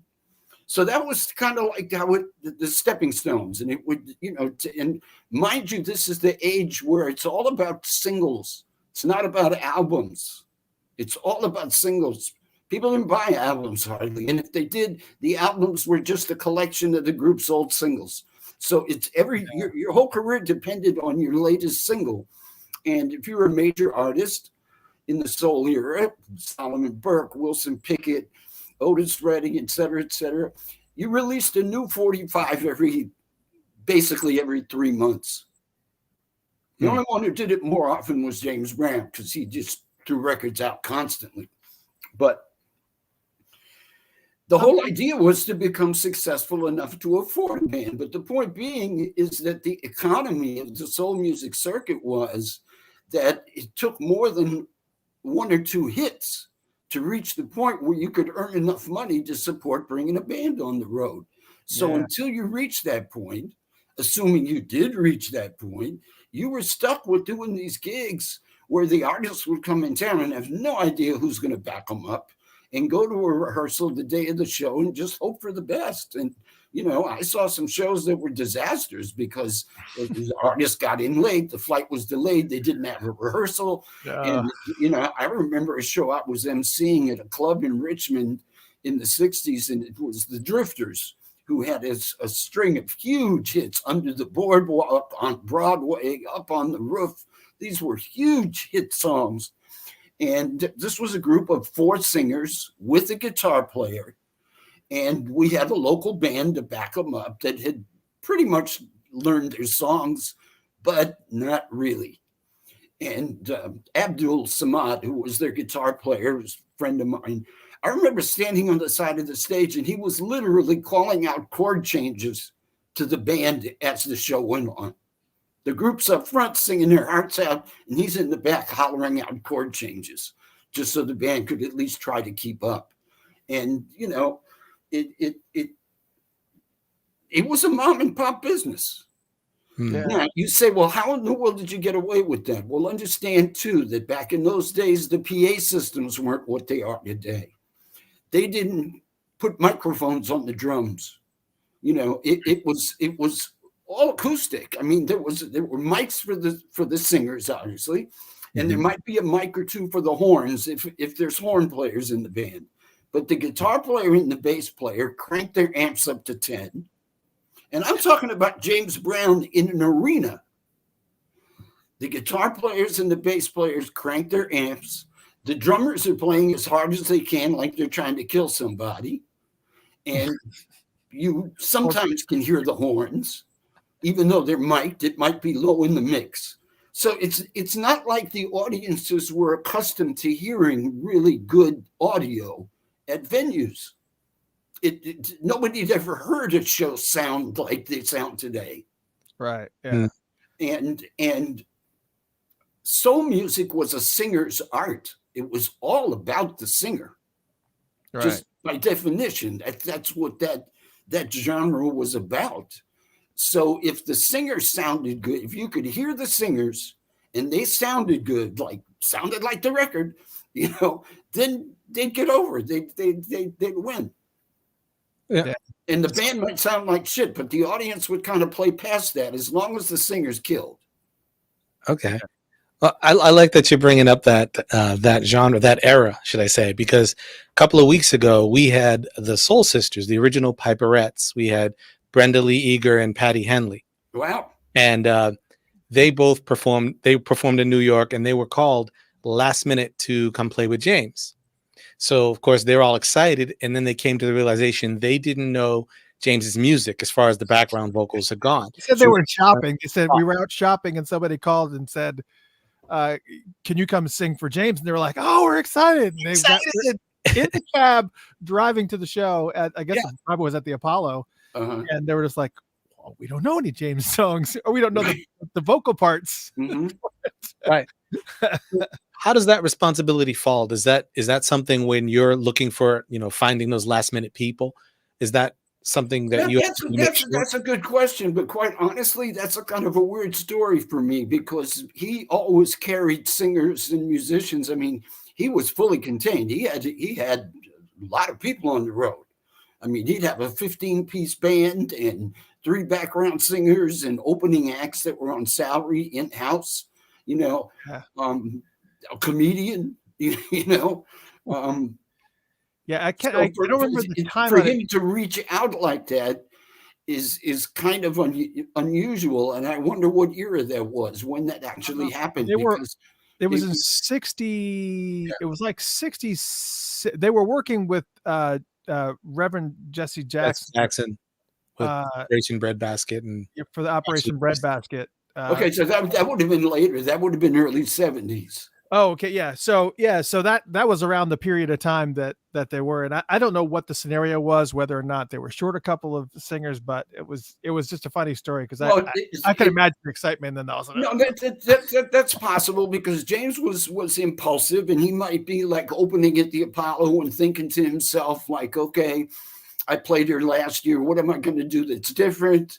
And you know what? It would be you know, at the last minute decided it would really be cool to have some female backup singers. And, you know, whoever was his road manager at the time probably had to make a call and figure out who to call. And, you know, so that's feasible. Yeah, let me I'm going to kind of bounce around a little bit here, Jeff, because, you know, we saw, you know, obviously in a lot of the stories that we hear told about James Brown and obviously the way the movies portray him, there's, you know, there's the truth is somewhere in the middle. But we saw like a lot of different things, like whenever he would dock the band for missing a note, he had those hand signals that he would do Sure. that would dock a show or whatever. And I can only imagine that a lot of that stuff kind of created a lot of heated moments and maybe some onstage frustrations that maybe kind of spilled over after the show. Were there ever any altercations or really heated moments that stand out in your memory that happened in the middle of a show where you're like, oh, as a tour manager, like, I gotta get this together. I got to control this situation before it gets out of hand. I can't think of anything that got out of hand, but there was always drama because he, quite honestly, he likes stirring up drama. Seriously. And, you know, I'm not a shrink, so I won't sit here and try to analyze why, but he did. He liked playing people against each other. And maybe it was like that's how he thought he would retain loyalty, because you got to understand, James Brown was a very complicated man. He did not believe in trusting people. He couldn't. And I suppose that comes here again. I'll be an amateur shrink. You know, you're born in the Jim Crow South in the what was he born in the 30s? And you're a kid in the 1940s in Georgia, of all places, one of the worst of the states when it came to race relations, and let's put it more bluntly, when it came to being safe as a young black man in the streets of Augusta, Georgia. And he came up without any real parental supervision. His mother left when he was 6. His father was in and out of his life. And, you know, you could almost say he was orphaned. And he drops out of school in the 6th grade to run a shoe shine stand and hustle and whatever he could do. Ends up going to reform school. I mean, and he's sitting there in this era, and this is before the Civil Rights Bill, and he's sitting there saying, how in the world am I going to get out of Jim Crow, Georgia, and make something of myself? And, you know, when you come from that kind of background where you can't trust your own parents, it kind of teaches you at a very early age not to trust human beings. And I don't think he ever did trust anybody. Now, he would trust you for a minute and you'd be in his good graces. But then he would sit there and think about, oh, I'm showing him too much trust. He's going to take advantage. He's going to rip me off. And he was always worried that any of us who had access to the box office at the venues, he was always worried about whether or not any of us would be dipping our fingers in the till. And as a result, he would accuse you of it, even if you didn't do it, just to keep you on your toes. In other words, like, you better not steal from me because I'm going to catch you. You know, it's that kind of thing. And that's the kind of paranoia that comes from a background where you literally couldn't trust anybody. Strangely enough, Prince was very much like that, but that's a whole other story. He too had trust issues. Yeah, he was very protective over not just the money part of it, but also for, you know, just protecting his. Yeah. Well, no, and even with James, it wasn't just the money. It was like you didn't dare look at his girlfriends too closely. You know, because if you Miss Leeds, you got your eyes on her. Yes. You better not do that. Don't make a fool of yourself, Miss Leeds. Don't be trying to talk to her up. You ain't ready for her. You ain't ready for the likes of her. Only I can handle her. You know, like that. Robinson. and you know, so with a person like that, there was bound to be drama. Yeah. And then you got, you know, we had dancing girls. We had a troupe of 5. Well, this was before I worked for him, but I knew them then. He had 5 dancing girls called the Twisting Parkettes who were on stage, you know, shaking their booties and doing whatever you did back in the 60s. It was pretty tame compared to today. But I mean, there was no Nicki Minaj, but it was, it was some sexy stuff. And Right. his idea was, let's have something for everybody. So we'll have some girls for the guys to look at. And, now, mind you, all these people are on a bus together after the show, going to the next town. So you got 5 girls, you got backup singers, male and female. You got all these young guys in the band whose wives and girlfriends are at home, and they're getting frustrated, to use the word lightly. So shit was bound to happen. And I mean, I was actually talking to somebody just very recently about Maceo Parker, who ended up marrying one of those dancers. She sadly passed away not too long ago, Bunny. But Bernard Odom, the bass player, married one of the dancers. Nat Kendrick, who was one of his early drummers, married one of the dancers. So, you had all of this going on. And naturally, if you got a band of 10, 12, 15 musicians and you only got 5 dancers, then, only 5 guys are going to be happy at best. So there's drama. There's always drama. And then you had the fact that James always had his eyes on all the girls that worked on the show.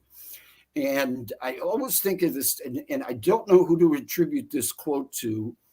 It's a quote that's been passed on through books and interviews and so on. So I don't know whose quote it was, but it's the old adage with Ray Charles and his Raylettes. His Raylettes were his backup singers, female backup singers. And the joke was, if you want to be a Raylette, first you got to let Ray. Well, and it wasn't too much different with the James Brown show. I'm not saying every woman on the road with James Brown slept with him, because everyone didn't, but a remarkable percentage of them did at some point.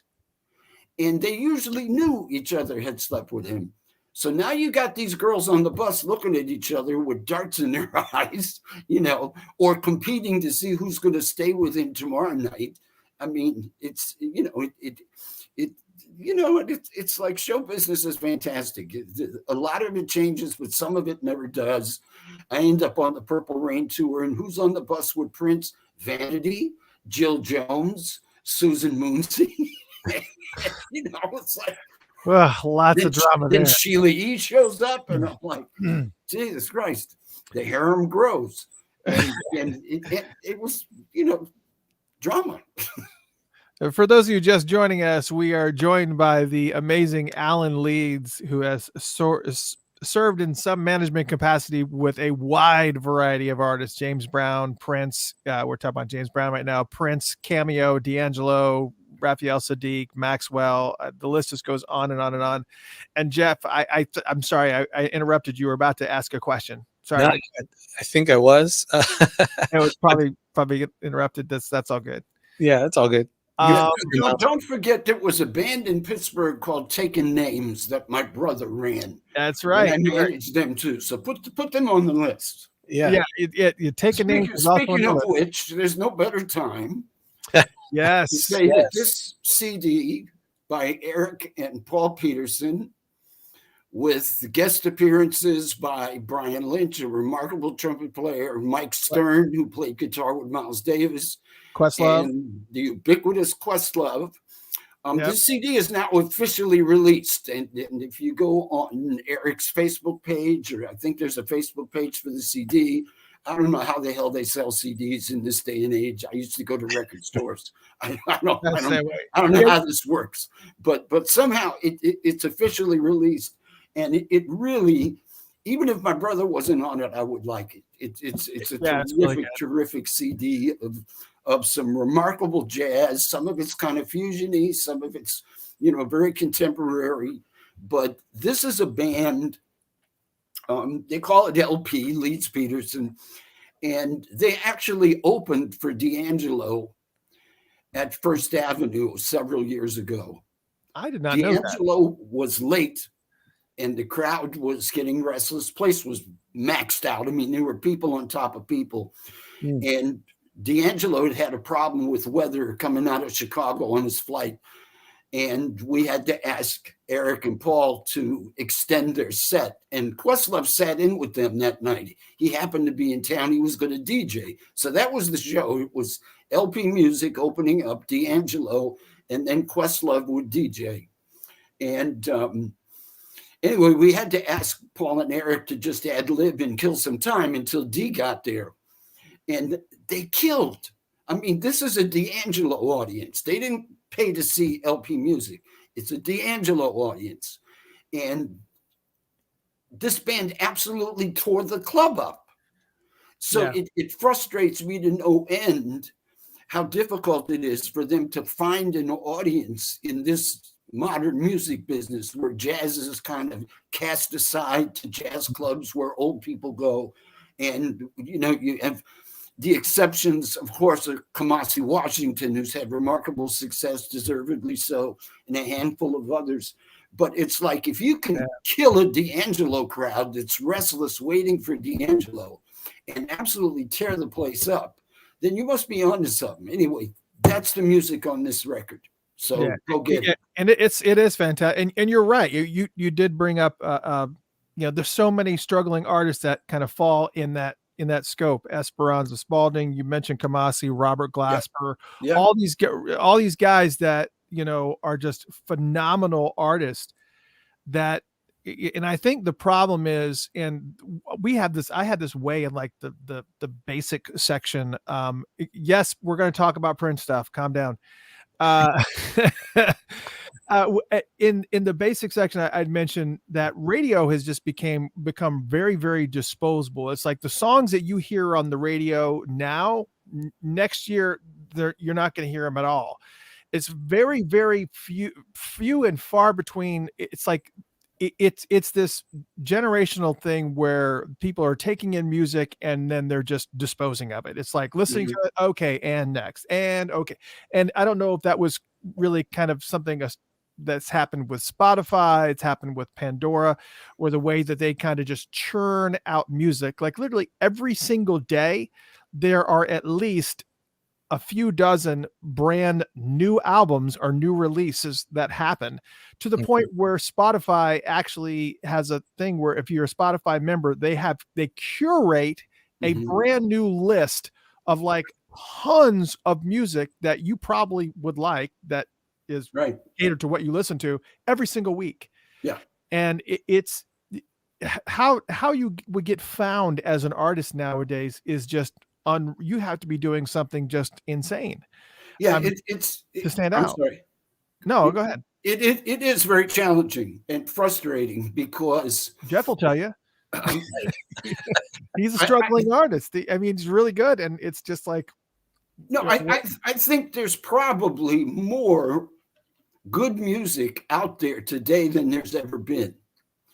And the technology is a blessing and a curse, because the technology has allowed a situation where, number one, you don't need to buy thousands of dollars worth of equipment. You just need a computer.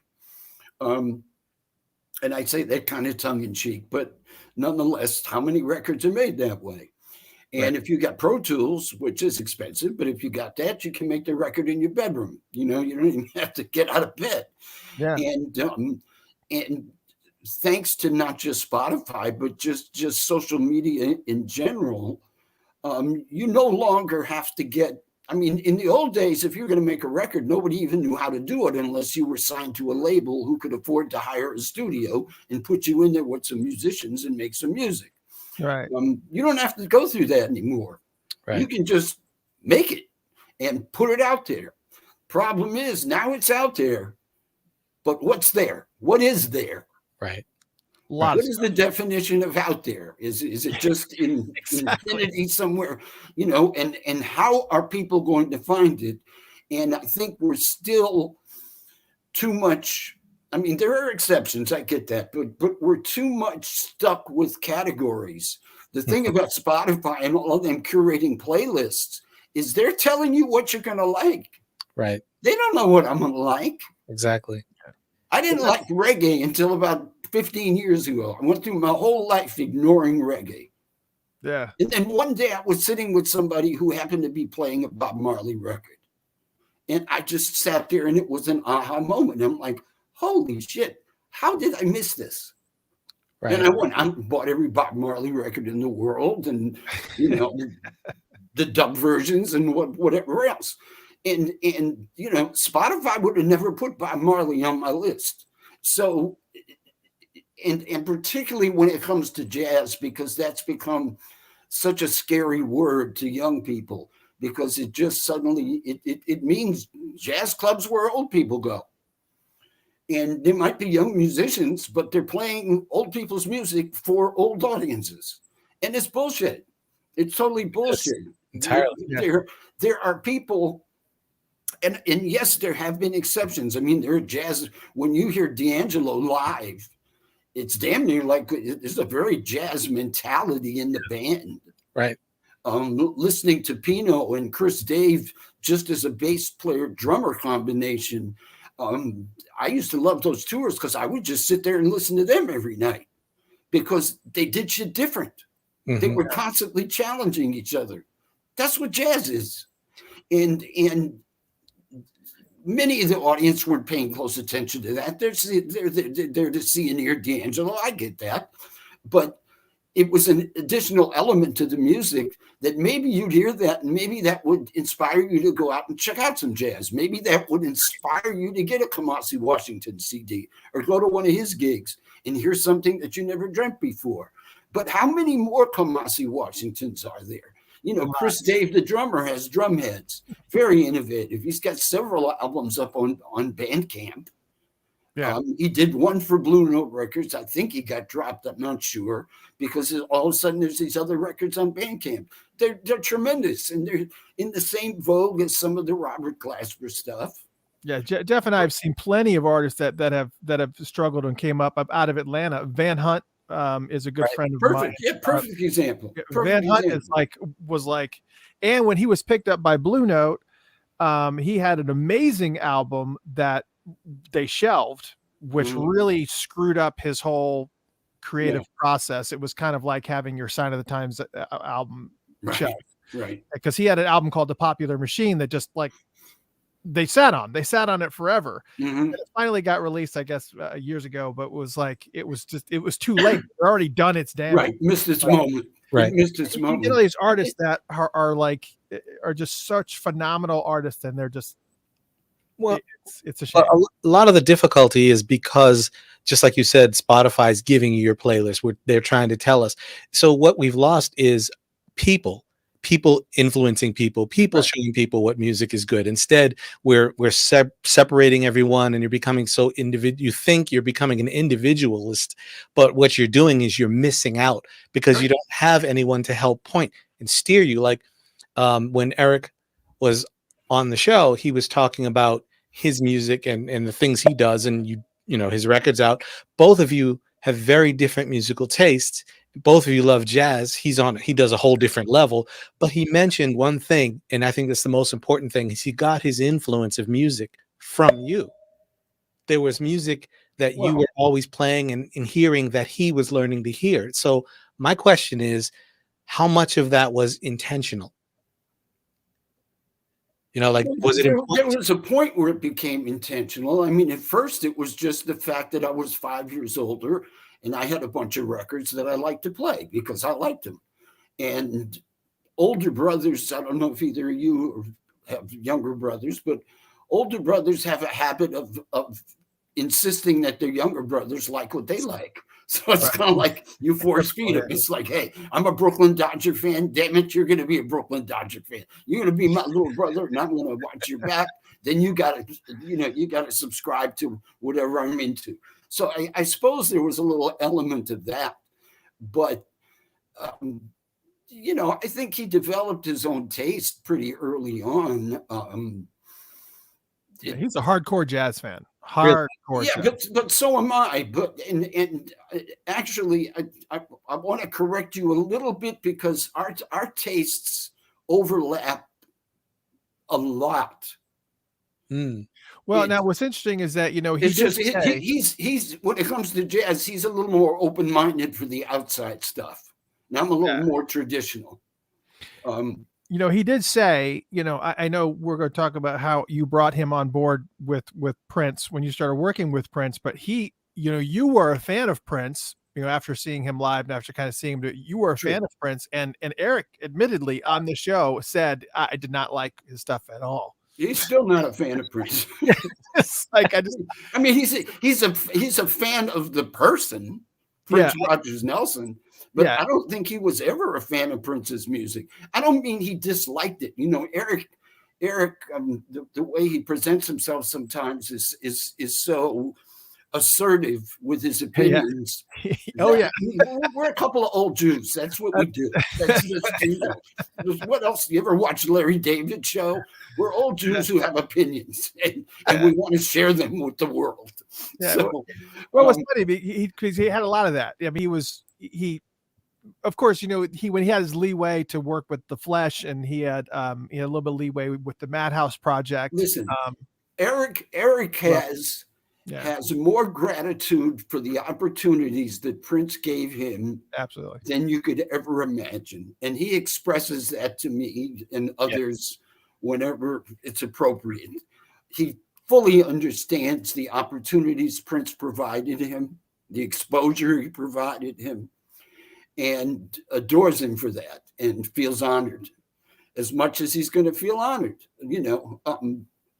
I mean, I'm sure there's a part of him that as a brilliant musician, there's part of him that probably thinks to himself, well, if it wasn't for Prince, I would have found another way. I would have made it anyway. I mean, he was a professional musician before Prince. Right.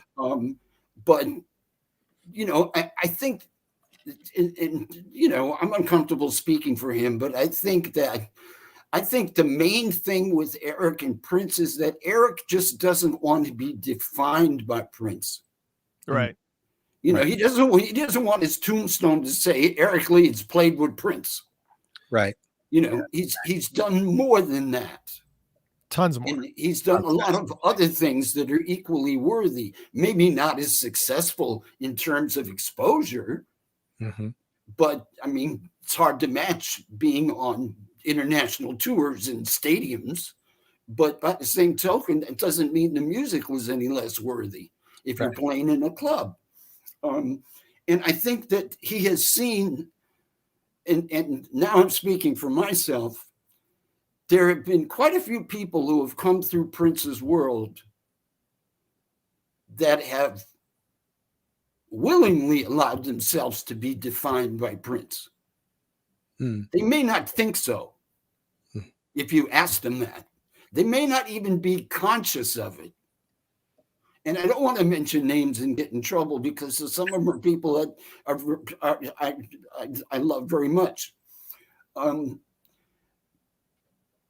But you go on the road with Prince for 5 years and you have a long career.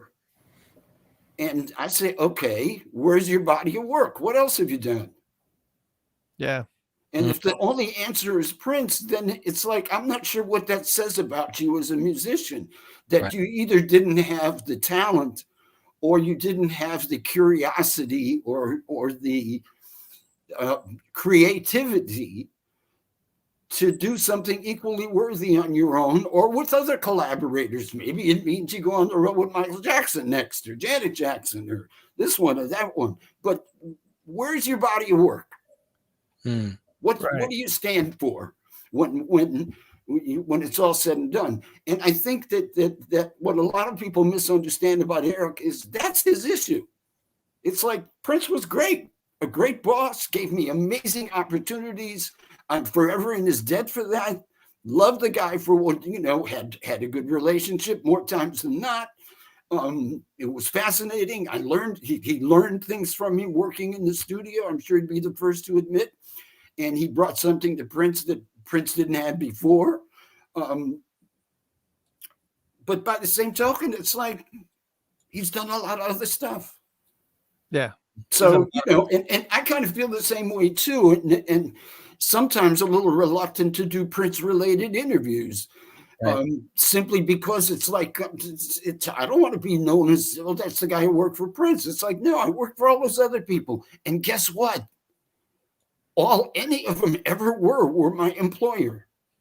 Yeah, I mean, because we've been talking an excessive amount of time already, and we haven't really kind of, I mean, Prince has kind of entered in here and there, but we've been talking about all these phenomenal acts that you've been working Yeah, with. and I appreciate that. And I didn't mean that comment. No, I know that. That wasn't directed at you guys or this or I understand. this broadcast. No, and I heard that. That's one of the things that I heard. I mentioned I heard that in the previous interviews you'd done. It was like, okay, you know, what about Cameo? What about Kiss? We had some other people that were saying Kiss. Well, what happened with Kiss? Right. Well, And, you know, that relationship. the thing that occurs to me, I guess maybe because I'm, you know, quasi-retired and certainly retired from the road,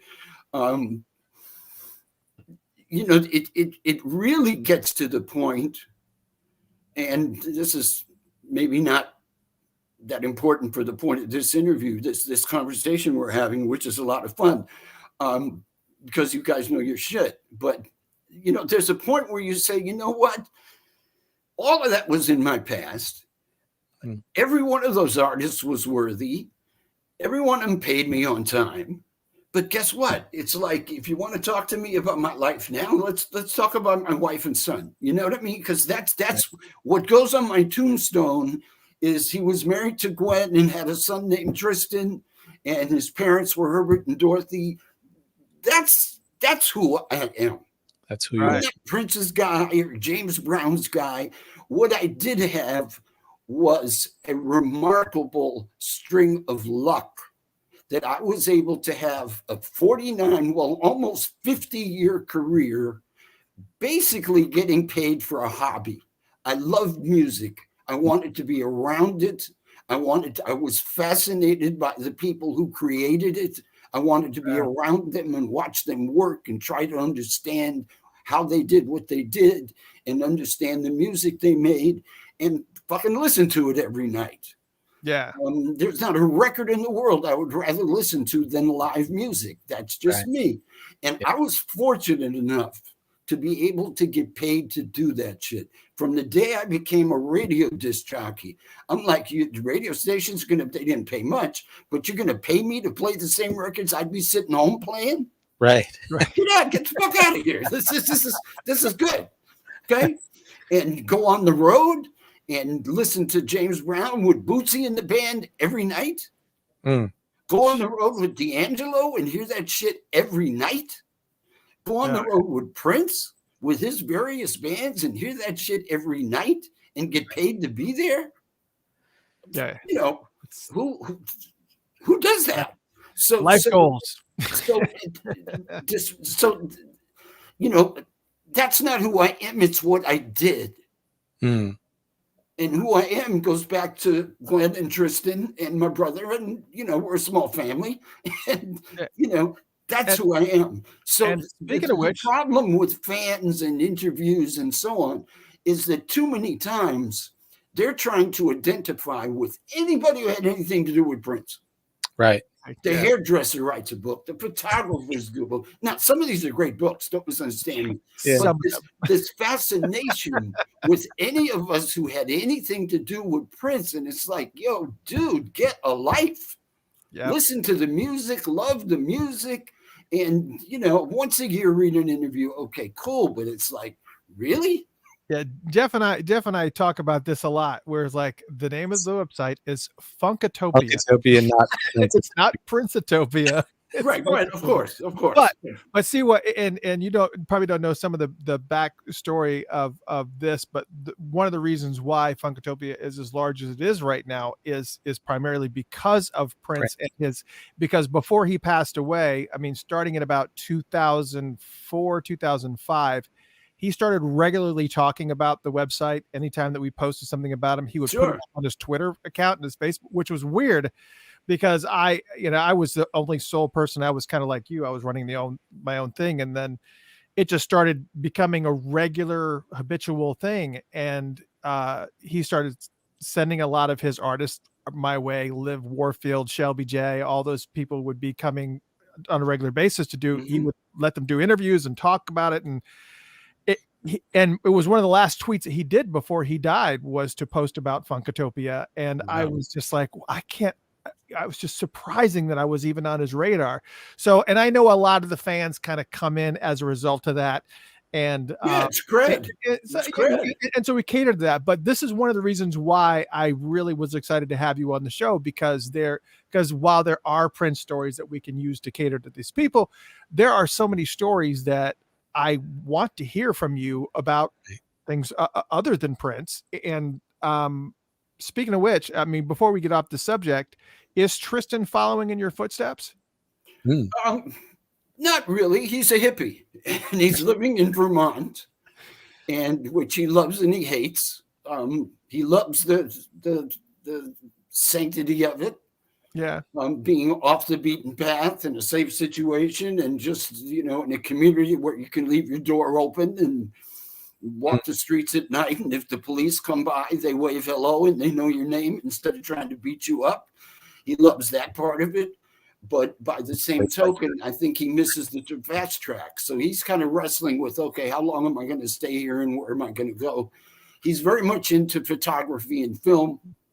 Not yet on a professional level, but I have a sense at some point he may try to jump in that boat.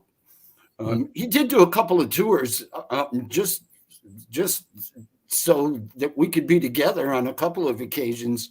He came on the road. He knew D'Angelo. He and D'Angelo actually are the same age. And he'd known Dee for probably since the Voodoo tour. And so on one of our European tours in the mid-2000 teens, 2015, 14, I forget what year, he jumped on the crew and worked as a stagehand and assistant on the crew, so we could be on the road together in Europe. And that was the best tour I ever had, just because he and I were together. Wow. D'Angelo is amazing. And one of the stories, it's one of the random questions that I had. You obviously were in this profession before cell phones. So people had phones and people had, pagers eventually came into the mix as well. And can I stop? I'm sorry, Christopher. Can I stop you for just a second? Sure. I want to add to this. Tristan is my Spotify. He sends me links. My daughter is my Spotify. And of music, and it could be anything. It could be something that's Nigerian. It could be Latin. His girlfriend is Puerto Rican. And so he hears Latin music. He's a child of hip hop. I mean, he grew up with hip hop. He's that generation. So he's like a textbook of hip hop history. And I mean, he sends me links to stuff that I would never find on my own, and have ended up going out buying CDs and checking out stuff. And it's usually very obscure stuff. And I love him for that. So he's my Spotify, and it is genre and cliche free. There's no genre is off limits, and nothing cliche-ish. That's amazing. Anyway, you were saying, I'm sorry. No, my 19-year-old daughter is the same way. My 19-year-old daughter, Jolie, she is, she's my Spotify, because she listens to, she likes to go down those rabbit holes. She doesn't like to really pay attention to too much stuff on the radio. Like we do have a kindred spirit in one artist that's on the radio right now, which is Billie Eilish.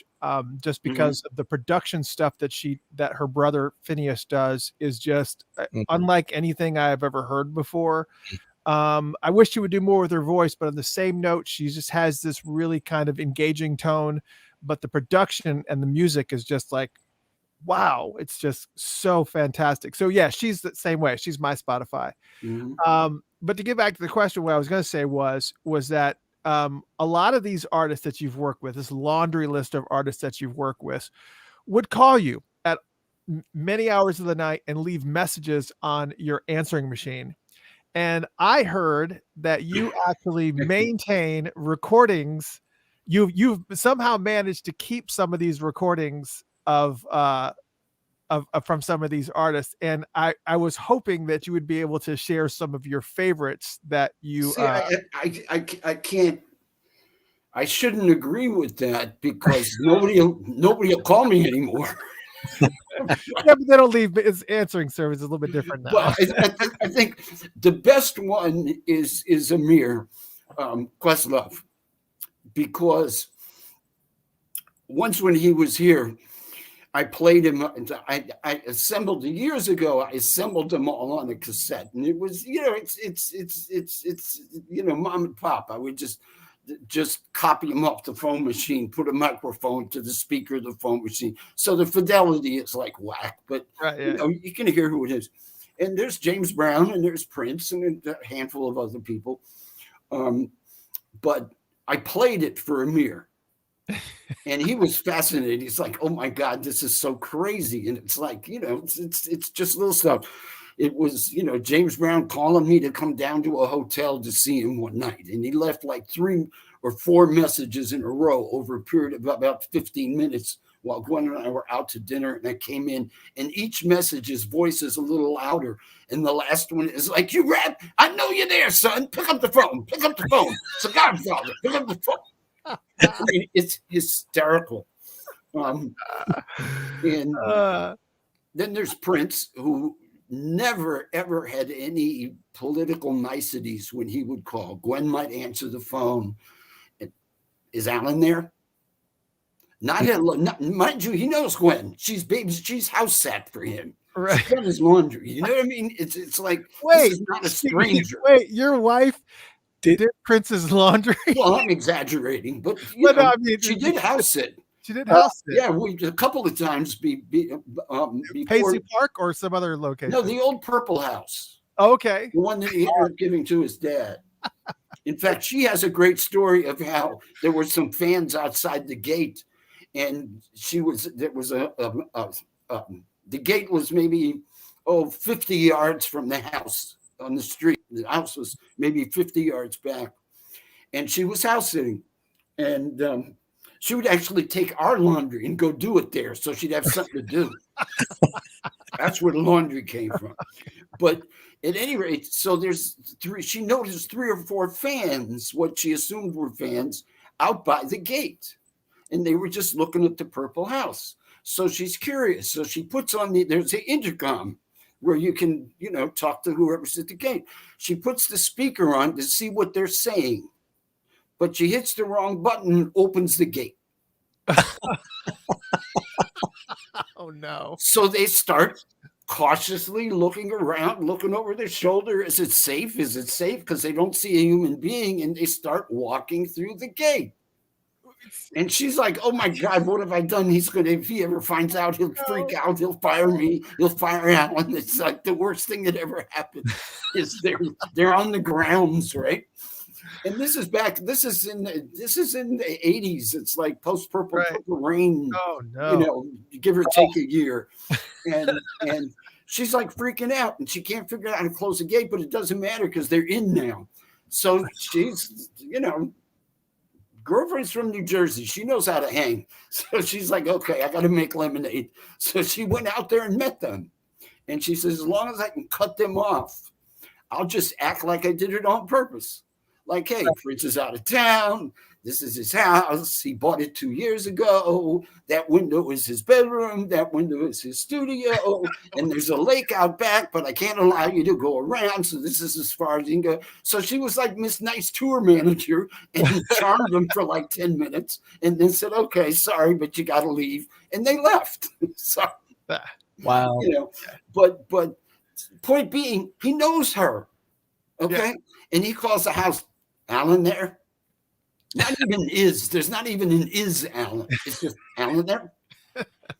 And, she'd say, "Yes, Prince, how are you today?" Just to fuck with him. And then hand me the phone. And he was used to it, and she was used to it. And it was, it wasn't a thing. It was just how we rolled. That's how he called people. Right? So I have on the answering machine, it's like, "Alan, this is Prince. Please call me." It's not much more than that. But Amir heard this stuff. So about a month later, for whatever reason he called here and the phone machine was on. We were out. And he said, and now this is on the roll call. He said, thank God I got the answering machine. Now I feel like I've actually made it in this business. I'm on your roll call. So that's his message, right?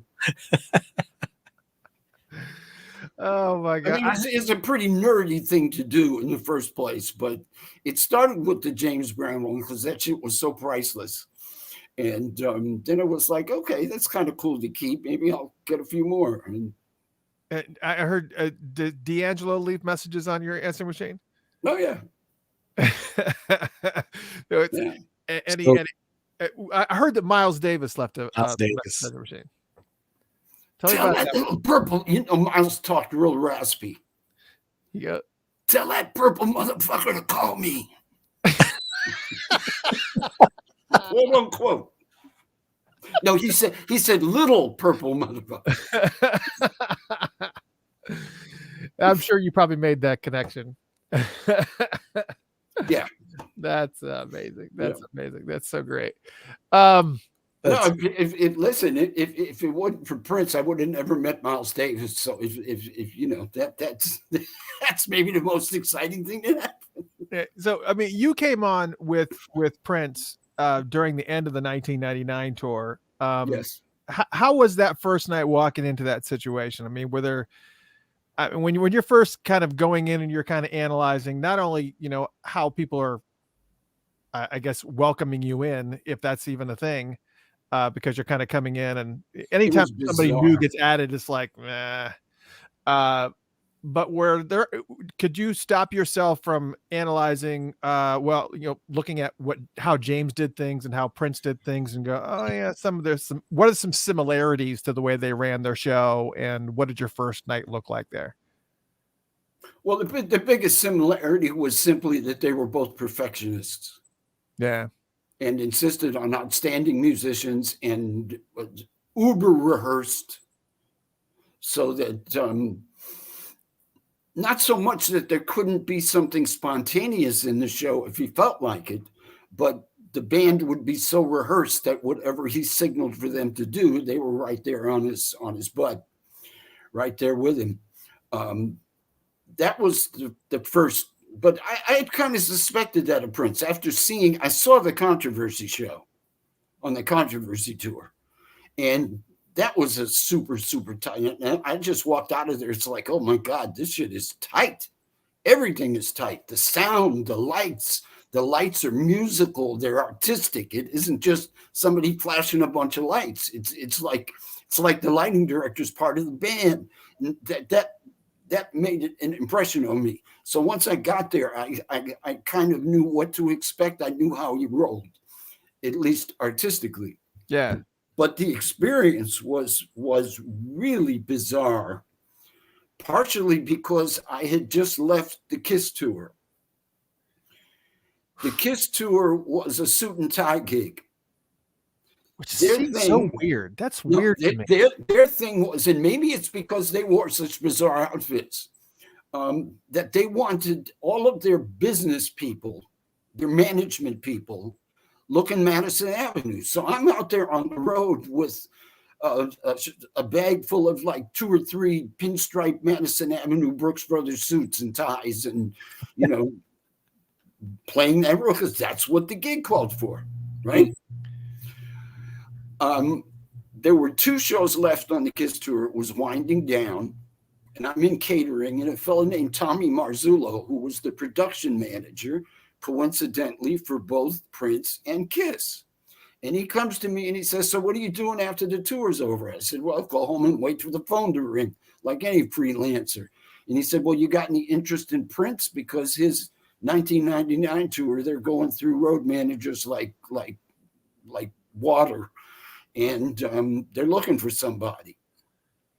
And I said, hell yeah, that's, when does it start? And he says, well, the tour's been on the road for several months, so they're already established and rolling, so your gig shouldn't be too difficult, but they need you immediately. and they're willing to send somebody to interview. We were playing Universal Amphitheater in LA the next day with Kiss, and Jamie Shoup, who had been one of Prince's road managers, but worked in the she actually worked for Stephen Fargnoli in the management office. She came out to Universal Amphitheater, interviewed me. We rode back to town together after the show, and I got hired. So I left the Kiss tour. I asked them if they'd let me go a little early in order to take this Prince gig. So I literally got off of one tour and the next day jumped on the next. The gig was in San Diego, the Prince tour. I remember walking up the ramp of the arena in San Diego, which coincidentally I had just played with Kiss like 2 nights earlier. I mean, it was crazy. And there were people backstage who had said, "What, you again? You back with," made no sense. Like he just left here with Kiss and now he's back with this guy 2 days later. But I walk in and of course I've got like a Madison Avenue suit on. And I think I had a trench coat or something and a briefcase and a suitcase, a shoulder bag with my clothes. And everybody's in sweats. Everywhere I look, there's purple sweats. The promoter, Billy Sparks, he's got sweats on. Oh, Billy. The band has sweats on. Morris and the Time hanging out have sweats on. Everybody. Oh, my God. Vanity and the Girls got sweats on. And they looked at me like I was the tax man that had just shut them down or something. Right. And so there was definitely a curiosity. And then I find Stephen Fargnoli, introduce myself. We talked for a while, and he says, "Okay, don't be pushy with Prince. Let him warm up to you. Let him get to know you. He'll let you know when you're in, but don't press up because he doesn't like that." And I'm like, "Okay, cool. You want to pay me not to work? It's cool. Whatever. However you guys want to roll, I'm just here to help." Okay. Yeah. So he introduces me to Big Chick, the bodyguard, Chick Huntsberry. And we get to know each other a little bit. And I run out real quick. I find a runner to send out to some store to buy me some sweats. They weren't purple, but at least let me get out of this suit, right? Right. And then a couple of days later, I had to do some hotel booking for future cities that were coming up in the following weeks. And like any artist, every artist has their own preferences for the types of hotels. And, the artists I worked for were very particular. So I said, I better go to Prince. And we had met. I mean, we shook hands the first day. He said, "Welcome aboard." And that was it, nothing else. And I would go just before they were going to go on stage, he and the band. I would go to the dressing room door and walk him to the stage. If there was anything unusual about the venue that he should know, I would tell him. Sometimes Chick would send me to go look at the crowd because Prince wanted to know if it was predominantly black or white because his set list depended on the answer. But that was the limit of it. We didn't have any real dialogue. So I needed to talk to him about these hotels. So I go to Chick and I said, "Do you knock on the door for me? I really got to talk to Prince. I got to make some decisions in a hurry about some future hotels." And Chick, of course, had a Southern drawl that went with his look. The bib overalls and the Southern drawl just went together like milk and cereal. And he said, "Well, buddy, I don't know if that's a good idea." And I looked at him and I said, "Well, what, is he in a bad mood or something?" "No, it's not that. But if you go ask him something like that, he's going to think you don't know what to do yourself. He's going to think you don't know your job and you're asking him to do it for you." And I'm like, "Really? It's like that?"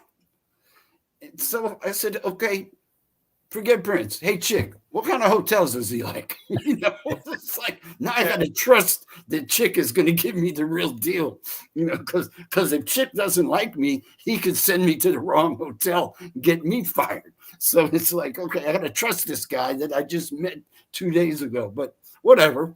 It worked out. That's so good. I was on the tour about a week before Prince and I had any meaningful dialogue at all, other than just, "Hello, How are you today? Just, the bare minimum of conversation. And we had a show in St. Louis. It was either St. Louis, Kansas City, can't remember which. And after the show, I was in the hotel lobby bar with Bobby Z. Fink was there. I think Brown Mark was there. I think the whole band was there anyway. And we were at we got our drinks and we sat at this huge round table in this hotel lobby bar. And we're just sitting there kicking it, and everybody's in a good mood. It was a good show, and we're just, talking about whatever, who knows, the weather or basketball. I don't know what we're talking about. And all of a sudden, we look up, and here comes Prince and Chick across the lobby in our direction. So the first thing I noticed is that everybody got quiet. The whole joyous atmosphere just went away. It was a wrap. It was over. Everybody got tense. You could just see everybody go like this. And I'm like, what the fuck? What is wrong with these people? It's like you just had a great show. And what are you scared of? What's this about? So my radar is just all over the place. I don't know what to make of this yet. This weird guy who doesn't come out of his room. He doesn't talk to people. None of it makes sense to me. So, as luck would have it, the one vacant seat was next to me. So, of course, who comes and promptly sits down next to me. And the whole table's quiet because they're all waiting to see, why is he here? He doesn't usually hang out in the hotel bars. I think that's the only time I could probably count on one hand only time I ever saw him go to hotel bars if they had a piano. And he might go down there and actually play the piano. Wow, that's cool. I saw that a couple of times. But this is not a guy who hung out in hotel bars. He just didn't. So I guess the band was figuring, is he going to cuss him out? Did they miss a hit? Something about the show or what? They didn't know what to expect because it was so unusual. He sat down next to me. The whole table's quiet. And it was one of those weird quiets where you're just like, oh, shit, what's going to happen? Right. And then he just calmly turns in my direction and he says, tell me some James Brown stories. He knew I had worked for James Brown. Supposedly, according to Farnoli, that's why he hired me, that he figured if I could handle James Brown, I could handle him. And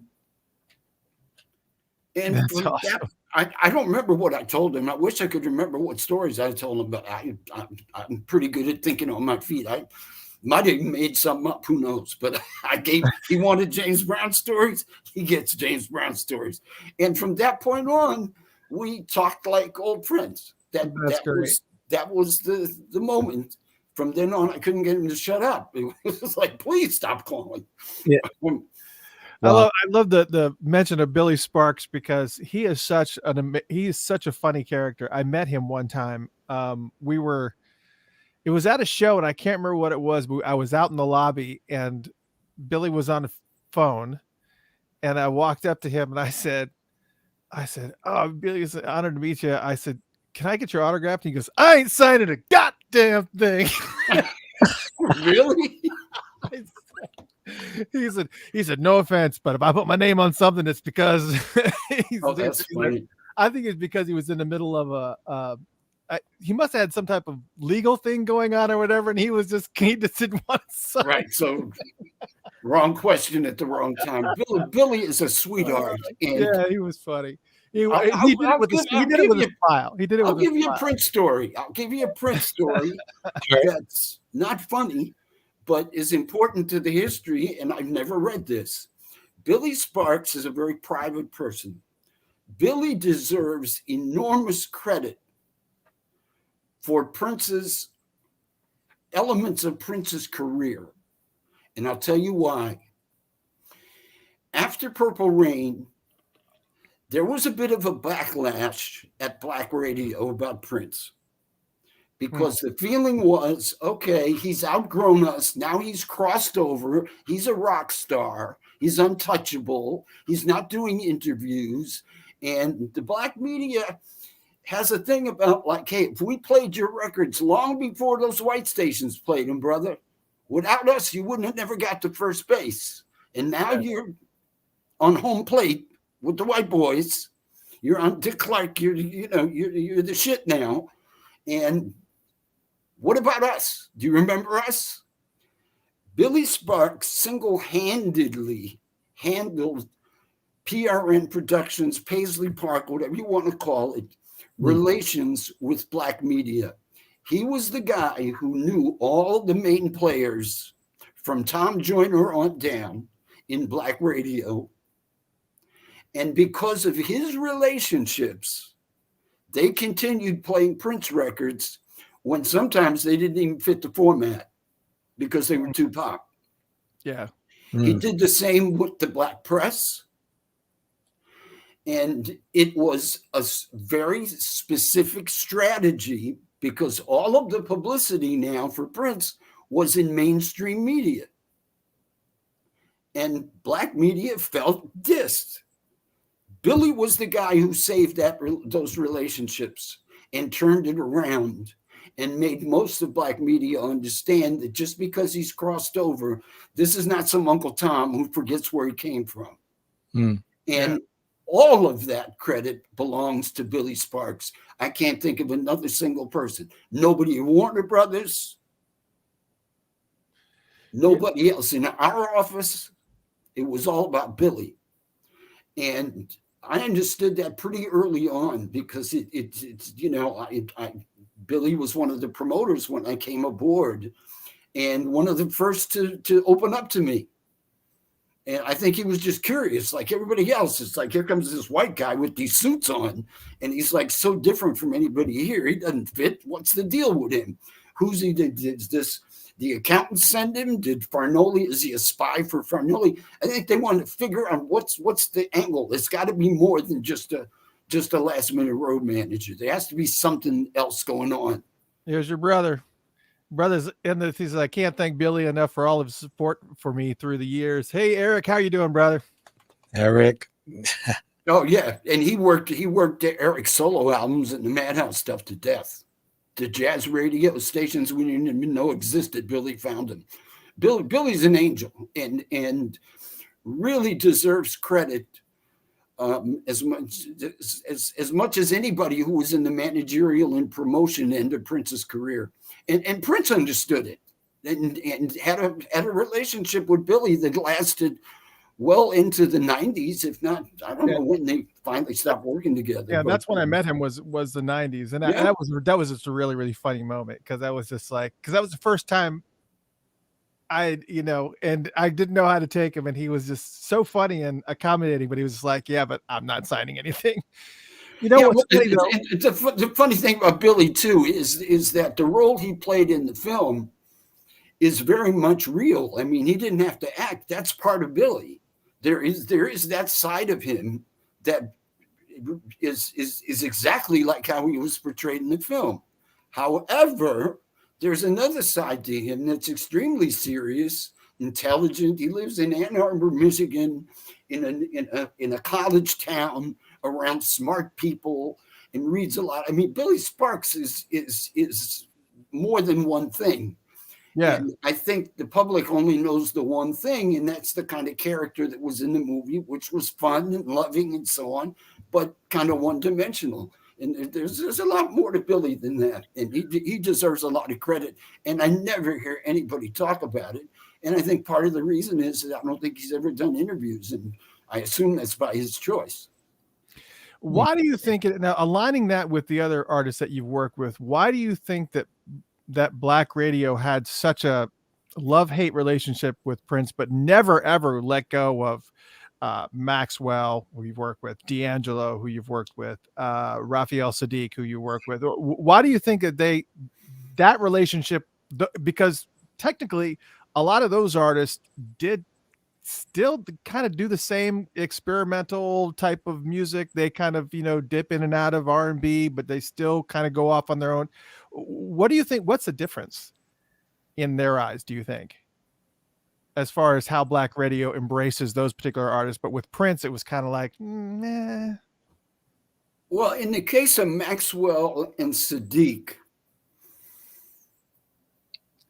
their music is pretty much, they've always, I mean, experimental and versatile, yes, but they always kind of make sure to try to have at least one or two joints on their records that are format friendly for black radio.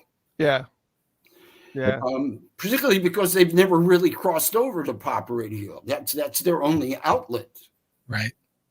Yeah. So, you know, they know what they're doing. I mean, you know, Raphael's an amazing writer, but he could write a tune for the Rolling Stones as quick as he can write one for D'Angelo, and they'd be equally great. But he also knows that the only people that are liable to play a Raphael Sadiq record right now is black radio. He's not going to get a lot of play on pop radio. It's just not.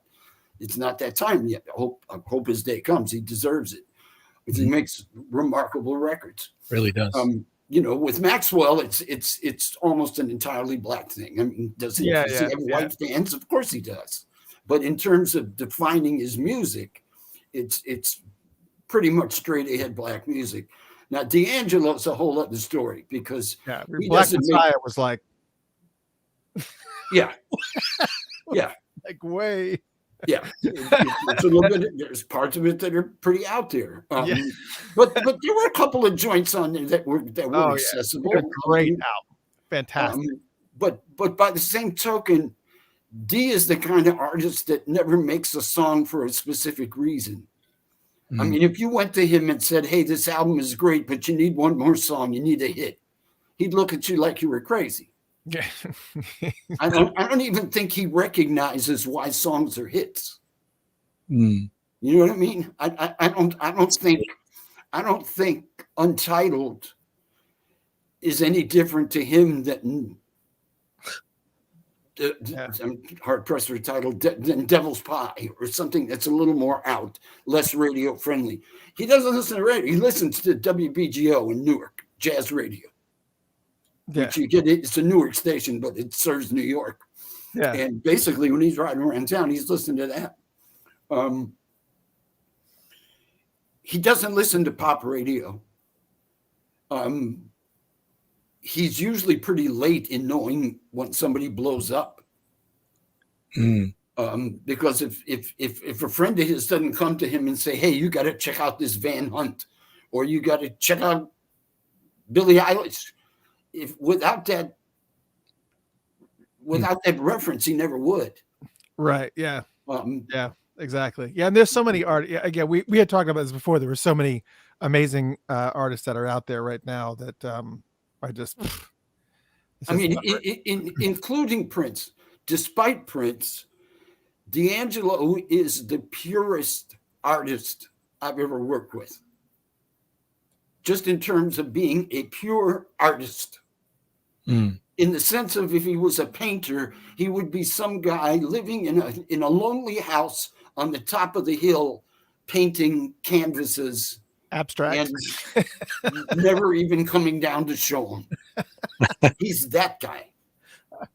And as a result, the music is anything he feels like on any given day, which became a horrendous challenge to try to channel into a career in terms of, sequencing records and finding something that you can promote in the media with the prejudices and the barricades that various elements of the media have, because you can't pigeonhole him anywhere. I mean, the first record, Brown Sugar, yes, that was a pretty. It was a great record, but unmistakably a mainstream black music record. Yeah. But, starting with Voodoo, it's like, dude, go for it. Now, as a music fan, I adore everything he does. It's great. But if you're going to sit there and say, okay, how are you going to promote this shit into a career that's going to sell enough tickets to support the kind of show he wants to take on the road? It's a challenge. Yeah. Yeah, he hasn't had any misses yet. I mean, it's always been like vastly different from album to album, but there's not really been, a whole bunch of misses. What year did you come on with Prince? Was that 1983 or 80? Well, it was the 1999 tour. I finished the tour, but that was as a freelancer. So I went home and actually was on the road with Cameo when I got a call from Farnoli to come to Minneapolis. And that was in 83. It was August of 83. Did you happen to see by chance this fiasco?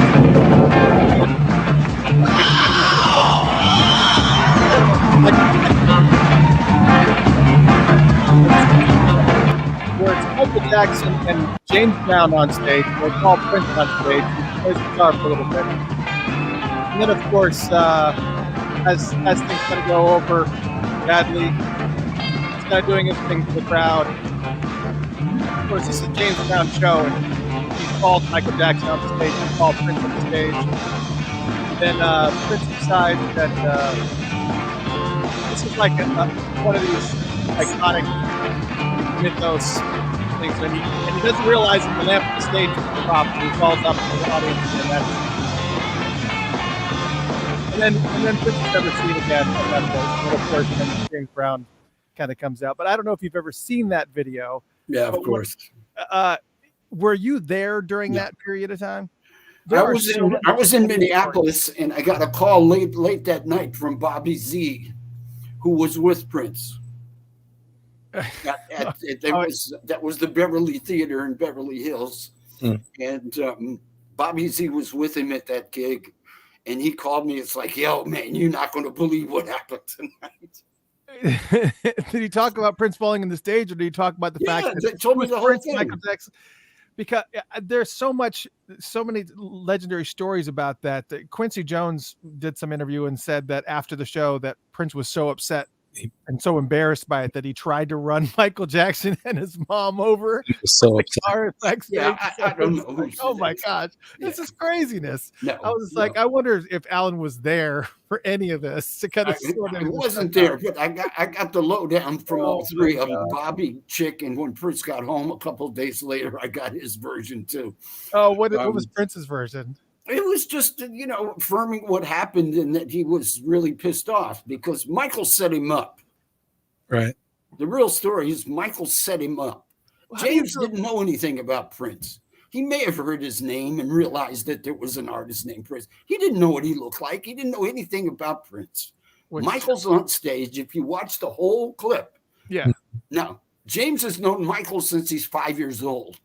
He's like a stepson, like a godson. Yeah. Michael used to come to his shows and sit in the wings and study him. And James has literally known him since he was a kid, right? So the idea of Michael coming on stage was not at all unusual. Michael goes up, he does his bit, does his moonwalk or whatever the hell he does, and shrieks a couple of times, and the people go crazy. It's Michael, Michael Jackson. And you see Michael whisper in James's ear. If you watch the video, he's in James's ear telling him to call Prince up. Now, mind you, this is a period of time where Prince is starting to challenge Michael. And the little magazines for the teenagers like Black Beat magazine and some of the other little magazines that used to be on the newsstands, they were already saying, is Prince the new Michael Jackson? I mean, they were starting to build, the press was building up a rivalry. Michael's in James's ear telling him to call Prince, and then Prince calls him up, and you can even see by Prince's tone of voice. He's kind of like, yeah, whatever, okay, Prince, yeah, Prince, come on up, Prince, whatever. It's like he's not even really excited about it. So Prince gets up there, and he doesn't know what the hell to do. Michael Jackson has just freaking worked the stage. You don't follow Michael Jackson. Right. What are you going to do? And the thing that Prince can do that Michael can't do is play a guitar. Right. So he borrows a guitar. But the song is just a riff. It's just a vamp. And there's nothing really to do on a guitar. All he could do is play rhythm. It's not the kind of thing you could really solo and show up. I mean, it ain't Purple Rain. Yeah, it's a James Brown vamp. Yeah. Right? So he gets tired of the guitar, realizes that ain't working. So that's where you showed the clip began, where he came up to the front of the stage and started trying to clap the hands and just get people into something. Because Prince was at a loss. He really didn't know what to do. and he hated the fact that he was up there.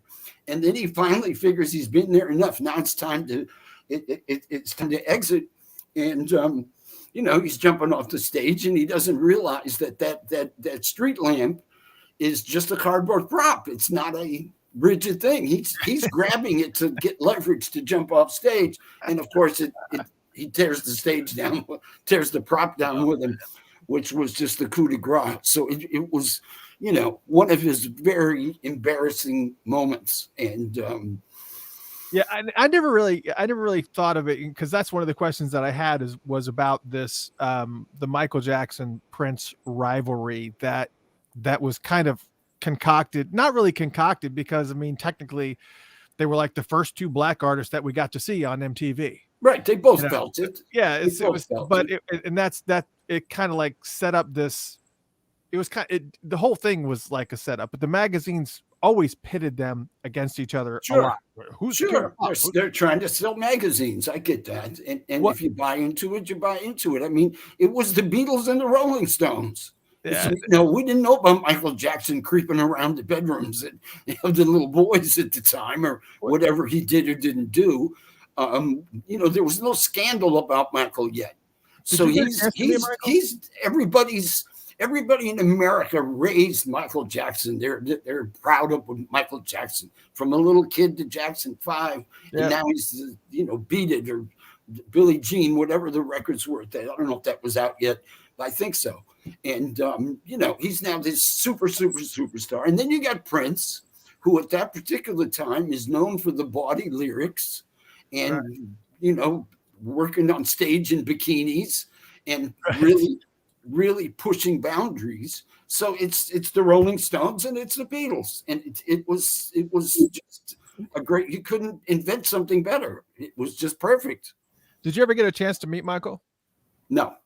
Yeah. Did Prince ever talk about Michael Jackson at all, as far as like the rivalry, or did he even feel even? Yeah, they apparently played ping pong for a couple of minutes. He kind of. I mean, look, Prince certainly respected Michael. There's no question. But did he feel threatened by Michael's level of success, or just kind of like, okay, we're on our own? Did he ever mention anything like that? Yeah. No, because that would show a lack of confidence or insecurity. That to mention that in Prince's mind, to mention that would be showing weakness. So no, he was much too macho to ever admit that would get under his skin. But I'm sure they both felt it a little bit.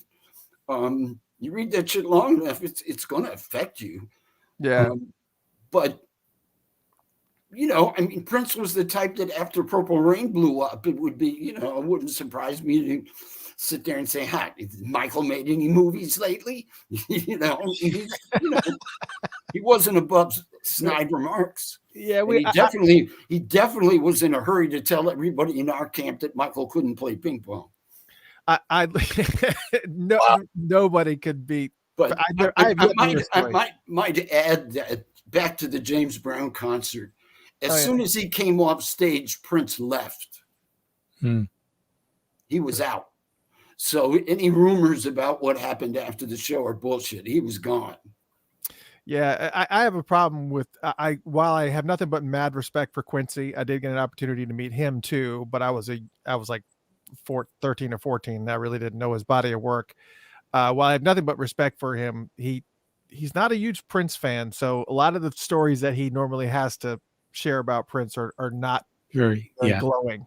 I don't think he ever got over. I don't think Quincy ever got over the "We Are the World." Yeah. Because I think he took that as a personal diss. Well, of course he did.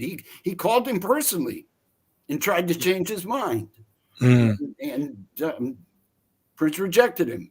And that video of Prince sucking on that lollipop during that award show, Prince takes a lollipop out of his mouth and gets it to Quincy, and Quincy was actually going to put it in his mouth.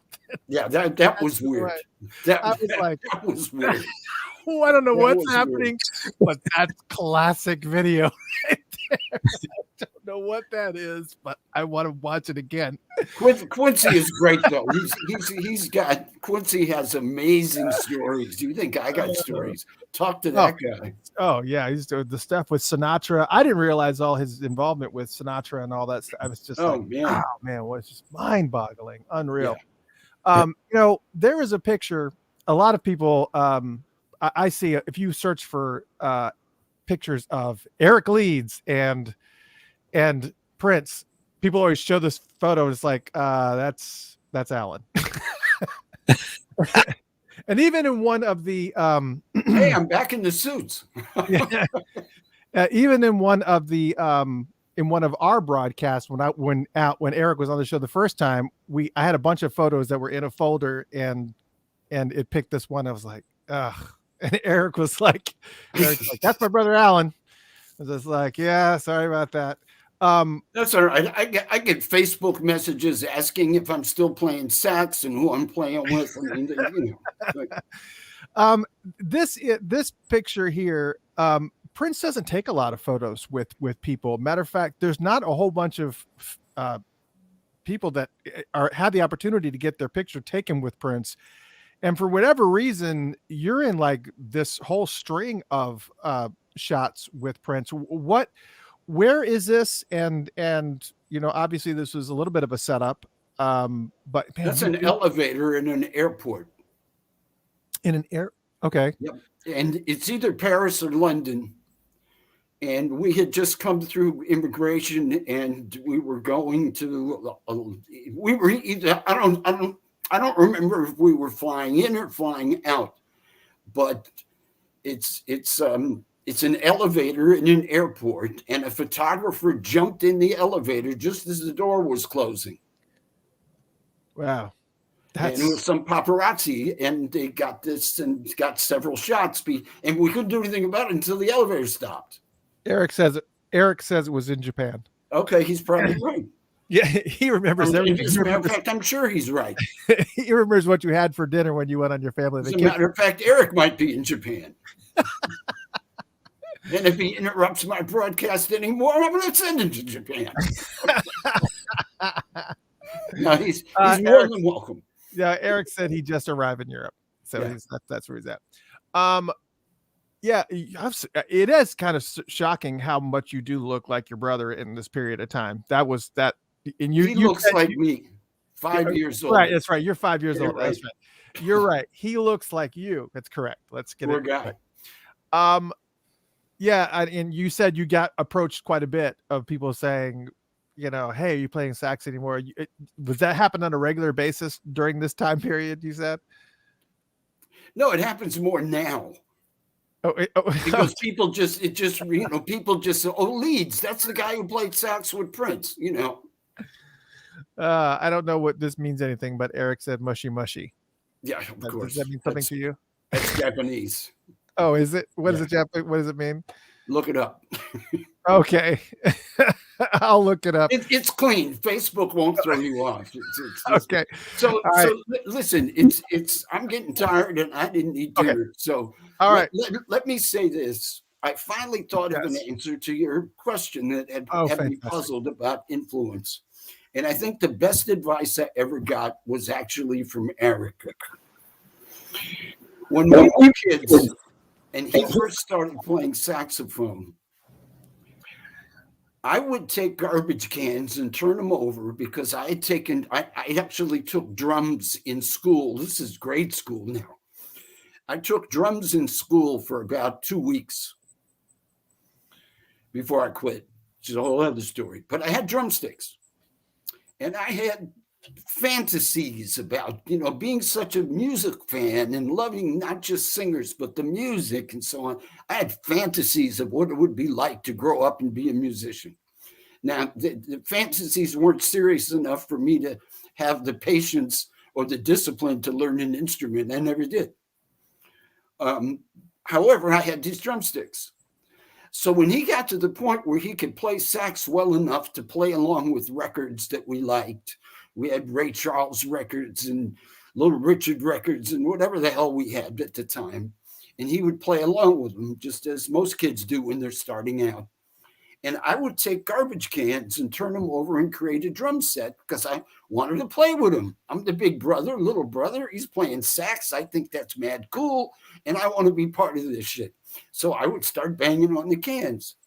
Now, mind you, I could keep time. I mean, I had a sense of rhythm, so it wasn't like I was really screwing it up. He may differ, but his advice was, I'm the musician in the family. Do us both a favor.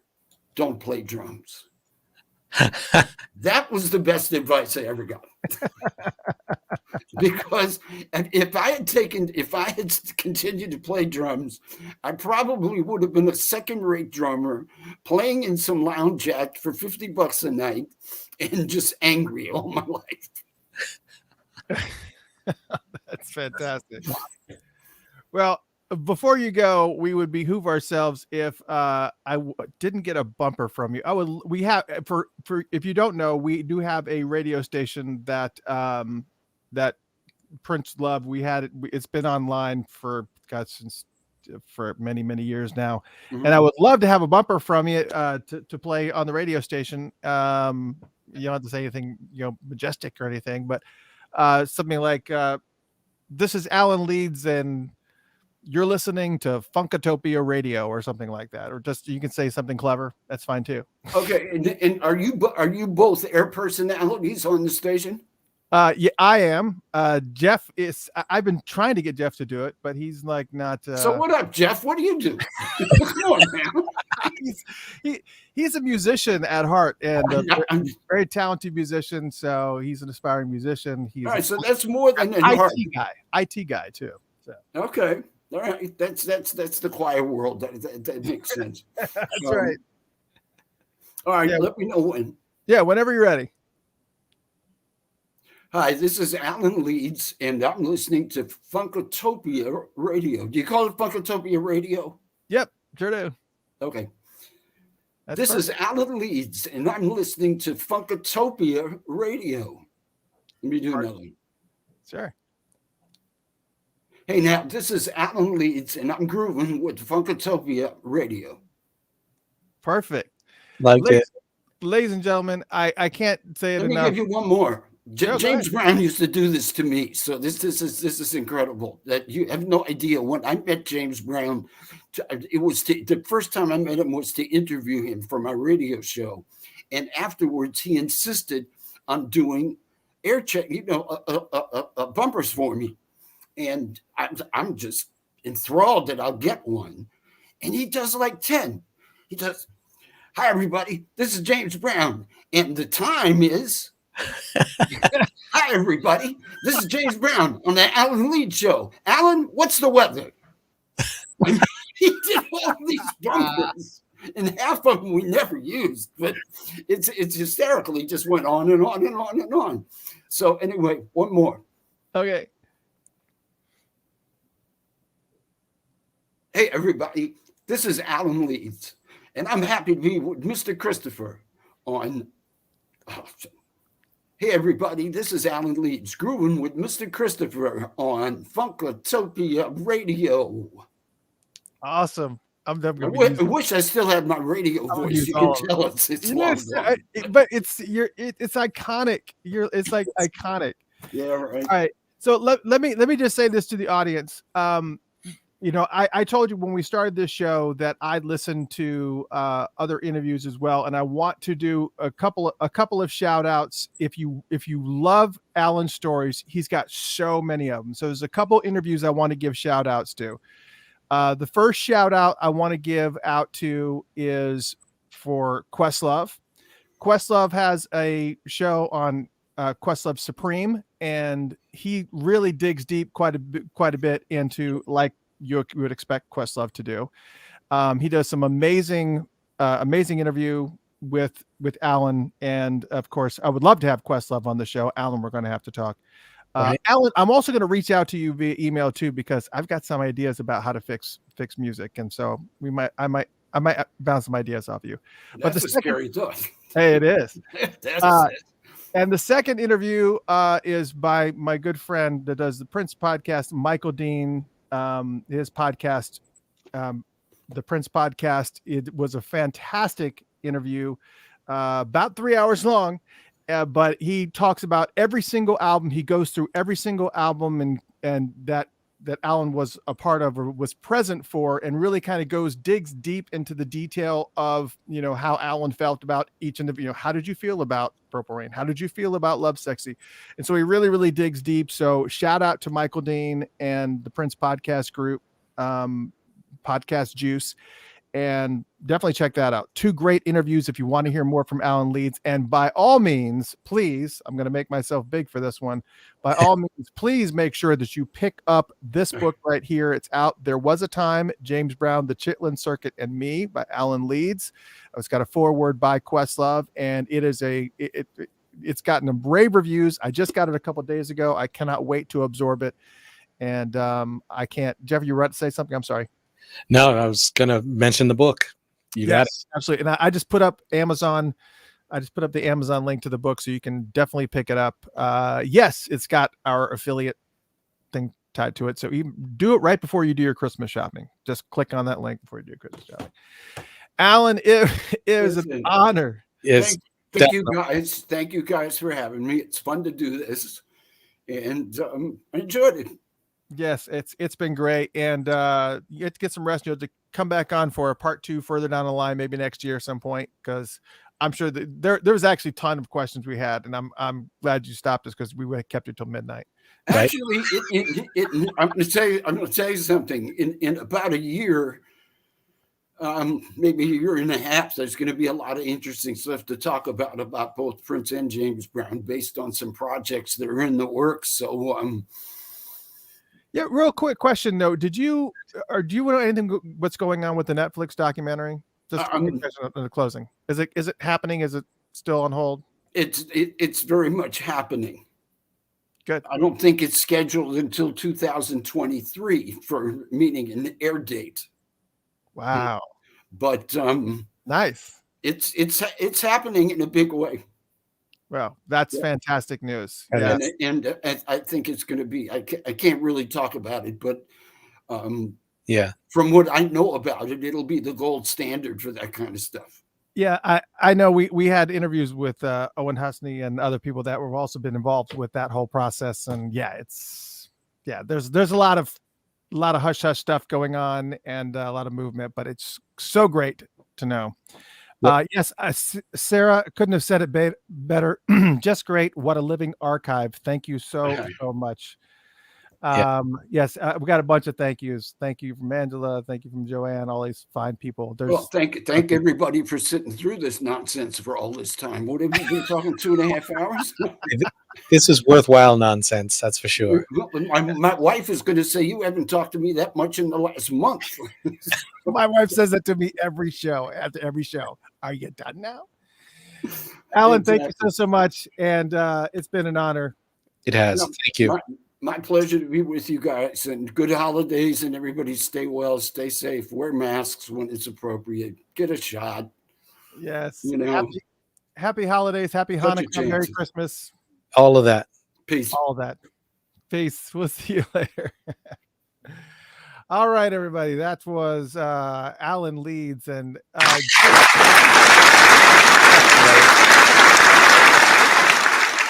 and just so we're clear, and Jeff will tell you, that was like about half of the notes. Yeah. We just scratched the surface. We were ready. I had so many questions, but one of the things that we try to do on this show is we try to make sure that we dig a little bit deeper. Like, we didn't really anticipate really asking him about Tristan, but it came up, his son Tristan, but it came up, and I want to know more about that type of stuff. Exactly. And I know I know, Andre was not on last night, and he was not on tonight. I'm like concerned. I'm like concerned about Andre's welfare. Wow. Because he normally does not miss a Funkatopia live show. He's normally maybe he finally got one of your shipments. He's always here saying some ridiculous shit, and I just haven't seen him. But anyways, he's not here. But it may have been good, because we didn't talk about Prince a whole bunch. We did talk about Prince, but not a whole bunch. And I'm priding myself on the fact that we did get some stories that he has not given before in interviews that I've listened to, and we got a good bit. So that was really fantastic. It was yes, and Eric, his brother Eric Leeds stopped in on the chat area. So yeah, Joel says much love to Leeds' brother. Think of the time. Yeah, he's not here, but he will see this video, I'm sure. Oh yeah, definitely. Yes, and so we did get that great news. Somebody had asked in the pre-show, somebody had asked if we had any updates about the Netflix documentary on Prince, and apparently it is still chugging along. Yeah, it's the first time that we got to hear that there may be potentially an air date of 2023. You heard it here. A little bit you heard it right here, a little bit further away than I might have preferred, but my guess is because of the fact that Owen Husney had gave me a lot of information. For those who are wondering what this book is, this is a book by Owen Husney called Famous People Who've Met Me. Owen Husney was Prince's first manager. And he was involved in this. And then of course they're also talking to Alan, and with those two people involved, and the fact that there's a lot of other people involved too that are even further down, means that this documentary on Prince, when it happens on Netflix, is not going to be a little short 2 hours. It's going to be serious business. It's going to be an episodic thing. It would not surprise me if this was like a 10 episode thing. And just remember his last words as he was talking about it was, it is going to be a standard, the gold standard. So there's going to be something in there, and it's going to be as complete, probably, top notch, top level stuff. Yeah, I'm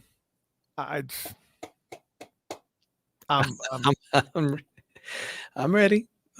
I've been ready. I'm already ready. I'm when I first prepared for 22 to move on anyways, because 20 and 21 have been a struggle. So I'm ready to just jump straight to 23. Anybody else with me on that? Yeah, I don't really have any animosity towards 22. I just know that 2020 sucked butt. 21 was a little bit better. We're getting back to normalcy. We got live music again, actually going to concerts. We're actually able to see stuff now, actually able to get out there. But man, yeah, I'm okay with bypassing 22, but then 22 has to happen so they have time to get the documentary done. So I guess bypass. Yeah, it's just, you're welcome, Alex. That was fun. Yeah, it was a lot of it was a lot of good stuff. Well, all right. What was that? 100 miles an hour, baby. I love it when loud motorcycles go by and I had not muted anything. Yeah, it's great. Yeah, he had some great stories, and it's always wonderful when they deep dive and give us those rabbit holes that we can just keep going through. Haley says Netflix is still going on, 8 episodes the last I knew. So she says they approached us but are still interviewing people. Can't wait. Ronnie says, what about Pepe? Pepe Willie. We had him on the show beginning of this year or the end of last year. He's been on the show before, but he didn't mention anything about the Netflix special. I'm sure that he's being spoken to about it. They seem to be touching base on a lot of different people. But yeah, I'm sure. Yeah. I'm like watching all the comments. Man, they're coming faster than I can read them. They're moving really fast. Yeah, Susan, we are still awaiting confirmation. I divulged that we are that next week we'd like to have where Marcus Anderson is going to be coming on the show. We're hoping to lock down next this Tuesday. Still waiting for final confirmation. That will be awesome. And then the same thing for I don't know why I'm divulging this, because I don't like to divulge it until we get confirmation, but they said, yes, like to come on the show. Let's book it. And we're just trying to lock down dates. And on the 21st, we're working with Bernadette Cooper from, many of you know her from Madam X. Just that type of girl, which was, let me just tell you, of course, most people remember her from Climax. Meeting in the ladies. Anyways, but we have been actively trying to get Bernadette on the show for a while, and now she has finally started. I'm just like, keep on digging and digging and digging and digging and trying to get her on the show, and it's like, I really would love to have her on the show. Yeah, there's some people that I've just put my hands up and just said, they're not going to be on the show, because there's no way you can get in touch with them, like Betty Davis. Right. There's some people, it's just like they've gone recluse, and you're never going to get on the show. You're just not. This is not going to happen. You're not going to. Things have been moving, and we continue with how we're going. They'll come out of hiding for us. Yeah. So, yeah, putting it out there. Yeah, it's we're claiming it from the universe. We're claiming it, man. So, Marcus Anderson next week. If all goes well, it should be fine. Bernadette Cooper on the 21st, and then we're taking a day off. Because we deserve it. I think so. I think so. Yeah, I mean, we kind of it's just been like just an ongoing thing. But man, what a fun show. So glad to have Alan in the house. Yeah. And as soon as this is over, I will be unlisting this video from YouTube. So it's gone. But if you're a Patreon supporter, patreon.com/Funkatopia, that's patreon.com/Funkatopia. Please join, because we're doing all kinds of stuff. But for those of you, we haven't talked about, this is the first time we've been on the air since we did Prince Giving. Oh, that's right. So we haven't, this is the first time we've been on the air since we did Prince Giving, and that was insane. That was a very, very, most people were just sitting back, listening to the music. You have no idea what was going on in the background with everything that was going on. It was just the constant switching, it was just constant. And I just, it was fun. We had a great time. But Prince Giving is a very, very difficult process for me to do. Every year that I do it, I go, I don't know that I'm going to do this again next year. And then 6 years later, it's like, okay. Yeah. And each time it's bigger than the last. That's the successful stuff. It continues to grow. Because they keep on doing the new releases. They keep on doing. And then whenever they do that, I have to also do new setup, new audios and new setups. And then it changes the time, and everything gets wonky, and it's, it's a lot of fun. But for those of you who don't know, one of the reasons why we're taking the time that last Tuesday off of December is because we got Princemas coming up. Princemas is not rotate, just so we're clear. Princemas does not do a bunch of things and then rotate. That's not what happens with Prince. With Princemas, it is live concerts in their entirety. And we play just live concerts in their entirety. And we just, it's all of Prince's, it's every year that he performed, we've managed to get live recordings. Some of them were official, some of them we find other places, but it's just live music, and it's his live concerts, and we mix it up. So it's not in chronological order, because if we did chronological order, you'd hear like a lot of the same stuff over and over again. Because the first 3 years of his touring, it was the same show pretty much, just with very, very little difference. No matter how we do it, you're going to hear Purple Rain multiple times. Obviously, like every show, you hear Purple Rain. So you're going to have that. You're going to have songs like Kiss that you hear a lot. But I tried to do my best to, throw in some Third Eye Girl or throw in, one of the jazz festivals or something like Montreux, and just to kind of make sure that it's broken up enough. But yeah, it's going to be a lot.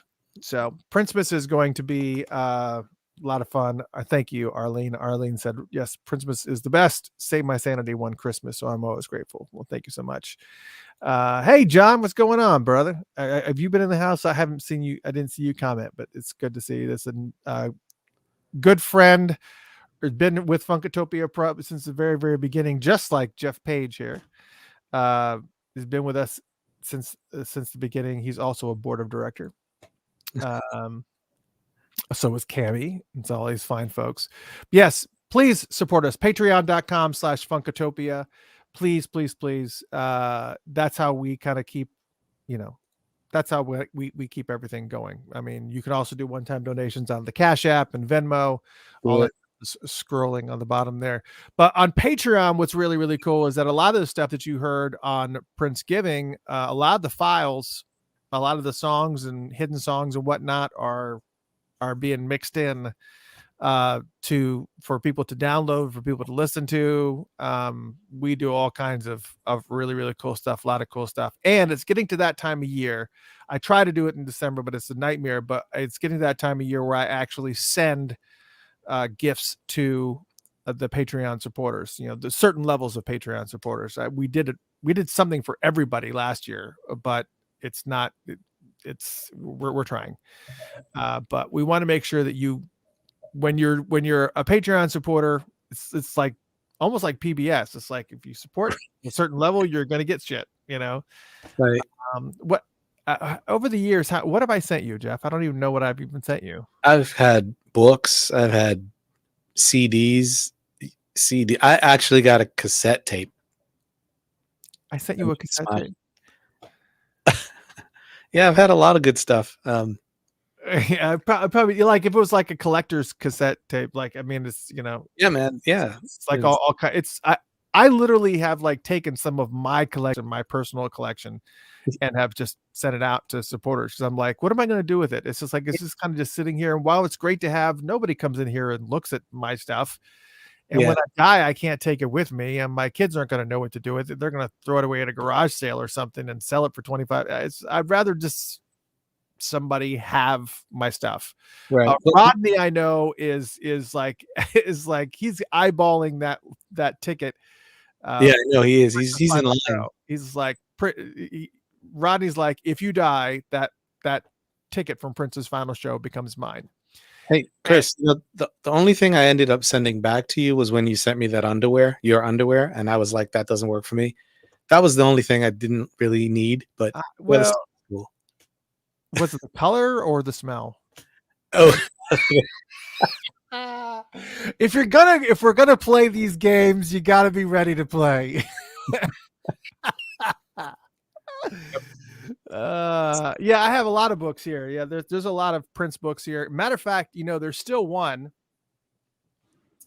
that I have yet to give away, and I am sure that somebody wants this. I'm sure, and I tend to just give it to a Patreon supporter, but it's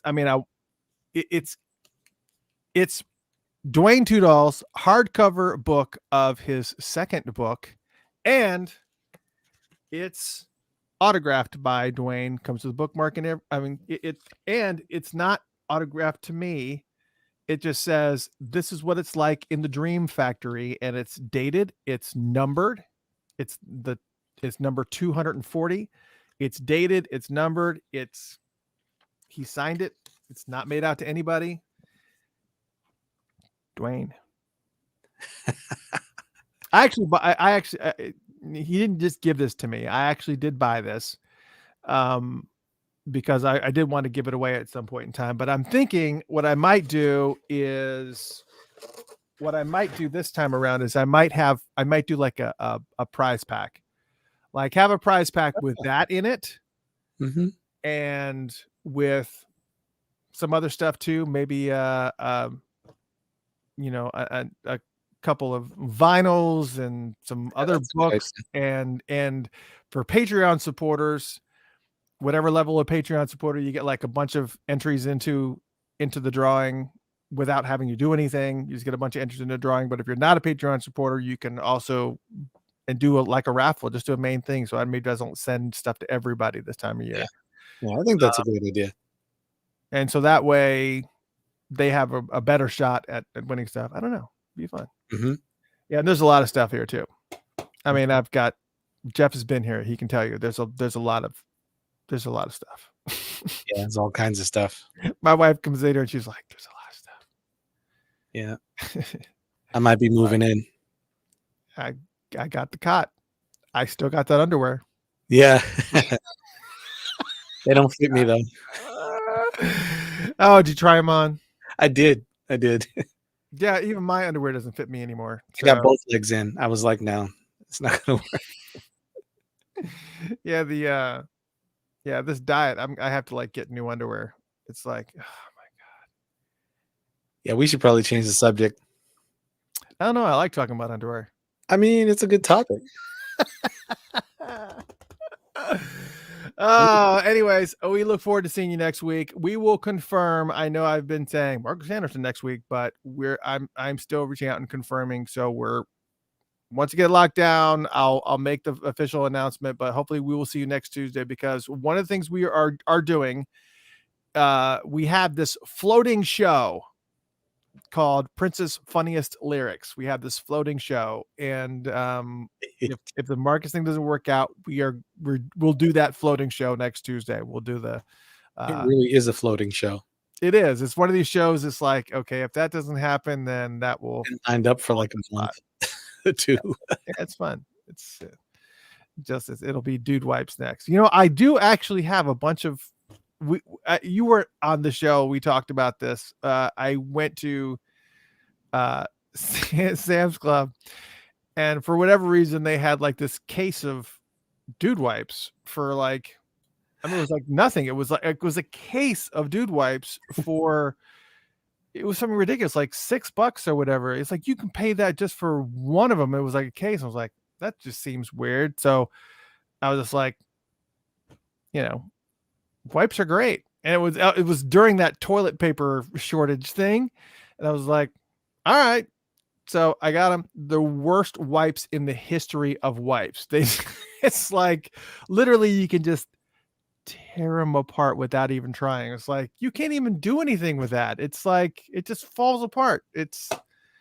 So maybe I should just give those away, because those are worthless to me. And they're just taking up space. I did not know what Dude Wipes are, and now I do, and I couldn't. They're like baby wipes, but they're supposed to be for dudes. You want to go in, you want to freshen up, maybe want to clean your armpit, maybe want to, whatever, you're getting ready to go out or whatever, you don't have time for a shower, or just, maybe you prefer to use something different. You absolutely can. This is what Dude Wipes are, but they are the worst product ever. They are so horrible. They're horrible. They're the worst. Dude Wipes. I'm sorry. That's just sorry. When I get that urge, I smell good anyway, so it doesn't. I don't need a Dude Wipe. I'm clean. I smell good. I smell myself, right? I smell myself. Dude. Andrew wanted to see it. There it is. That is the board that was replaced. It is a that's the book. Man, that's got a bunch of dust on it. Oh my gosh. But that is the it's a Behringer. It's the Behringer Dusty Board. MUX X1204. Something weird. This is the board that has brought you guys the Funked Up, the music you hear on the Funked Up app for many years. This is the board. This board right here. And it had to be replaced because channel 1. Just got to get a little bit of Fritzy. Yeah. It was fine. It was probably because of the dust. Is probably what it was. Probably. We needed one that needed that gave phantom power, and this did not give phantom power. So we just went with it. Hey, here you go. This is the board. Oh my god, what the heck? What this is like? Look, I can even see my levels. What's happening here? Look, Yeah. what's all this? What the hell? This is how Funkatopia live should look. What's happening? You're just That's my fun transition. oh my god. But anyways, so we replaced the board with the Yamaha one that I had, and Funked Up sounds fantastic now. It is like night and day, dude. It's like the Yamaha board has built-in limiters, so so the MP3s aren't all over the place. It's crisp. It's pretty amazing. Yeah. I've been really happy with the quality of it, and I've got it hooked up through my through the radio station, through my stereo system now, and it's just like, wow, very cool. So Everything has been sounding nice and clean. Yeah. No, it doesn't sound as compressed. P-Funk, do wipes keeping fresh so you can get your salad. Wow. Leave it to, leave it to Of course. Thank you. leave it to P-Funk. Oh my god. Yeah, Andrew said that board will be a slice of history. It is, but maybe when I'm dead and gone, they'll be like, this is where Funkatopia, and this is the first board, kind of like Prince's first synthesizer. Yeah. This is the first board that Funkatopia radio was Sell for $200,000. April says, speaking of lyrics, I found out W.C. Handy is a jazz musician. I don't know where that fits in, unless we're talking about dude wipes. Yeah, we had a long conversation about W.C. Handy, I think, in one of our other shows. Andrew says side wipes are bigger than regular wipes. This is the part of the show where people just can say whatever they want and we'll repeat. Yeah, they're just stuck on the wipes. Yeah, it's been so funny.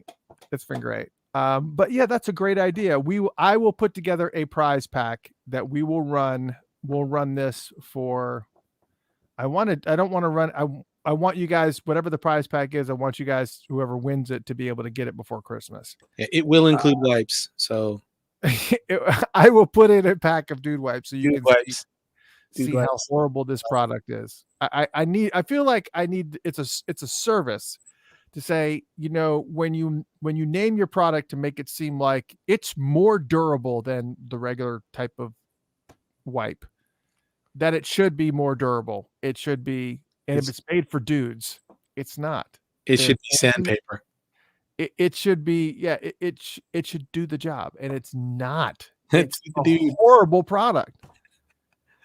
I don't understand. And I was watching Shark Tank the other night. One of the newer episodes, they were talking, because I guess Dude Wipes was one of the companies that went through Shark Tank. I did not know that. And they were bragging about how they're selling everywhere, and millions of dollars of sales every month, and blah blah blah blah. And I'm just like, how are you selling this crappy product? It's I guess you can sell anything once. I guess so.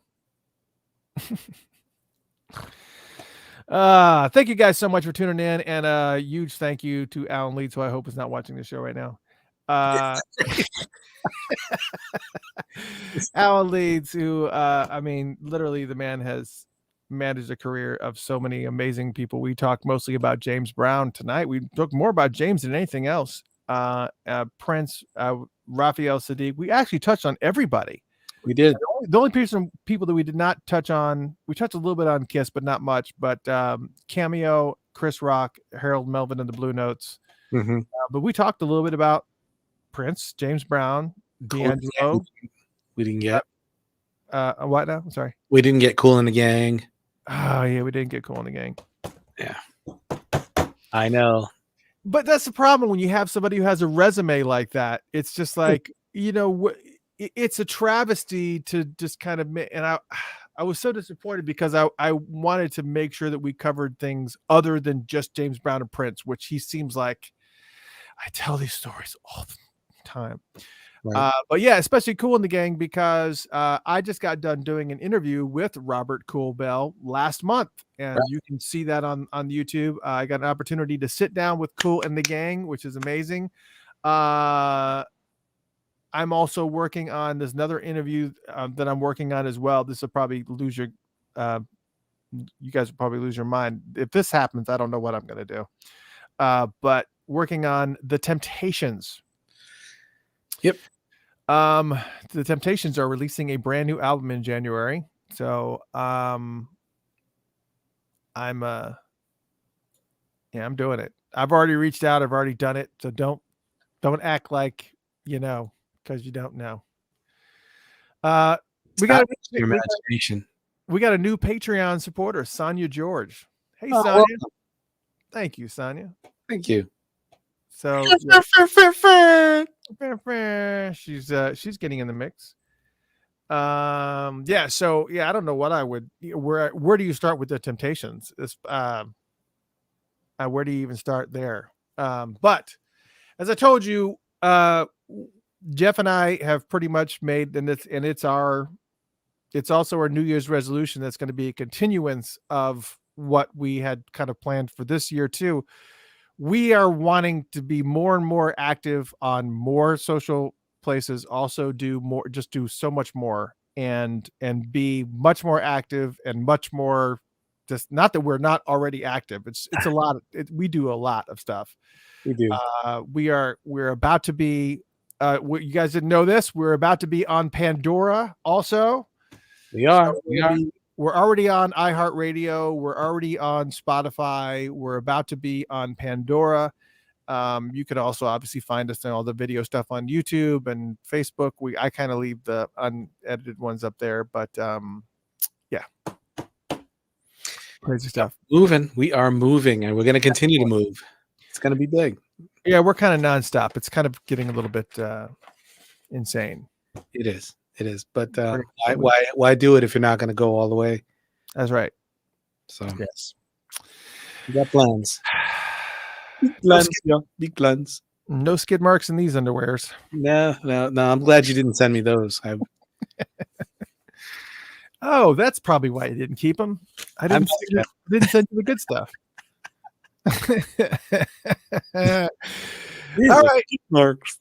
Yeah, good night, everyone. We'll play some. I don't even know where to even start. We'll start off with a little bit of. We're going to continue. Obviously, we're still in the middle of the Prince block, so we're going to go ahead and give the Prince block back to you.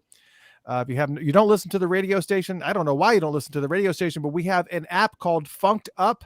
You can listen to music on the radio. We have huge Prince blocks that happen from 7 to 2 every single day. That's massive. Huge 7-hour blocks of Prince where we play a little bit of everything from his entire career, and no song gets repeated to those blocks. So it's crazy. It's just insane the amount of material this guy has. So we're going to continue that because we're in the middle of the Prince block right now, kind of, sort of, and we're going to turn it over to the radio station. But I've got to switch audio because it just gets to a point where it gets crazy. So I got to take this out. Hold on a second. Good night, everybody. All right. Back to the Logitech. Now. So now I'm on here. So we'll pick up this music as I started. But if you're listening on the radio show or radio station, you're hearing it. Here you go. All right. Good night, everyone. Have fun. We'll see you next Tuesday, hopefully with Marcus Anderson in tow. See y'all.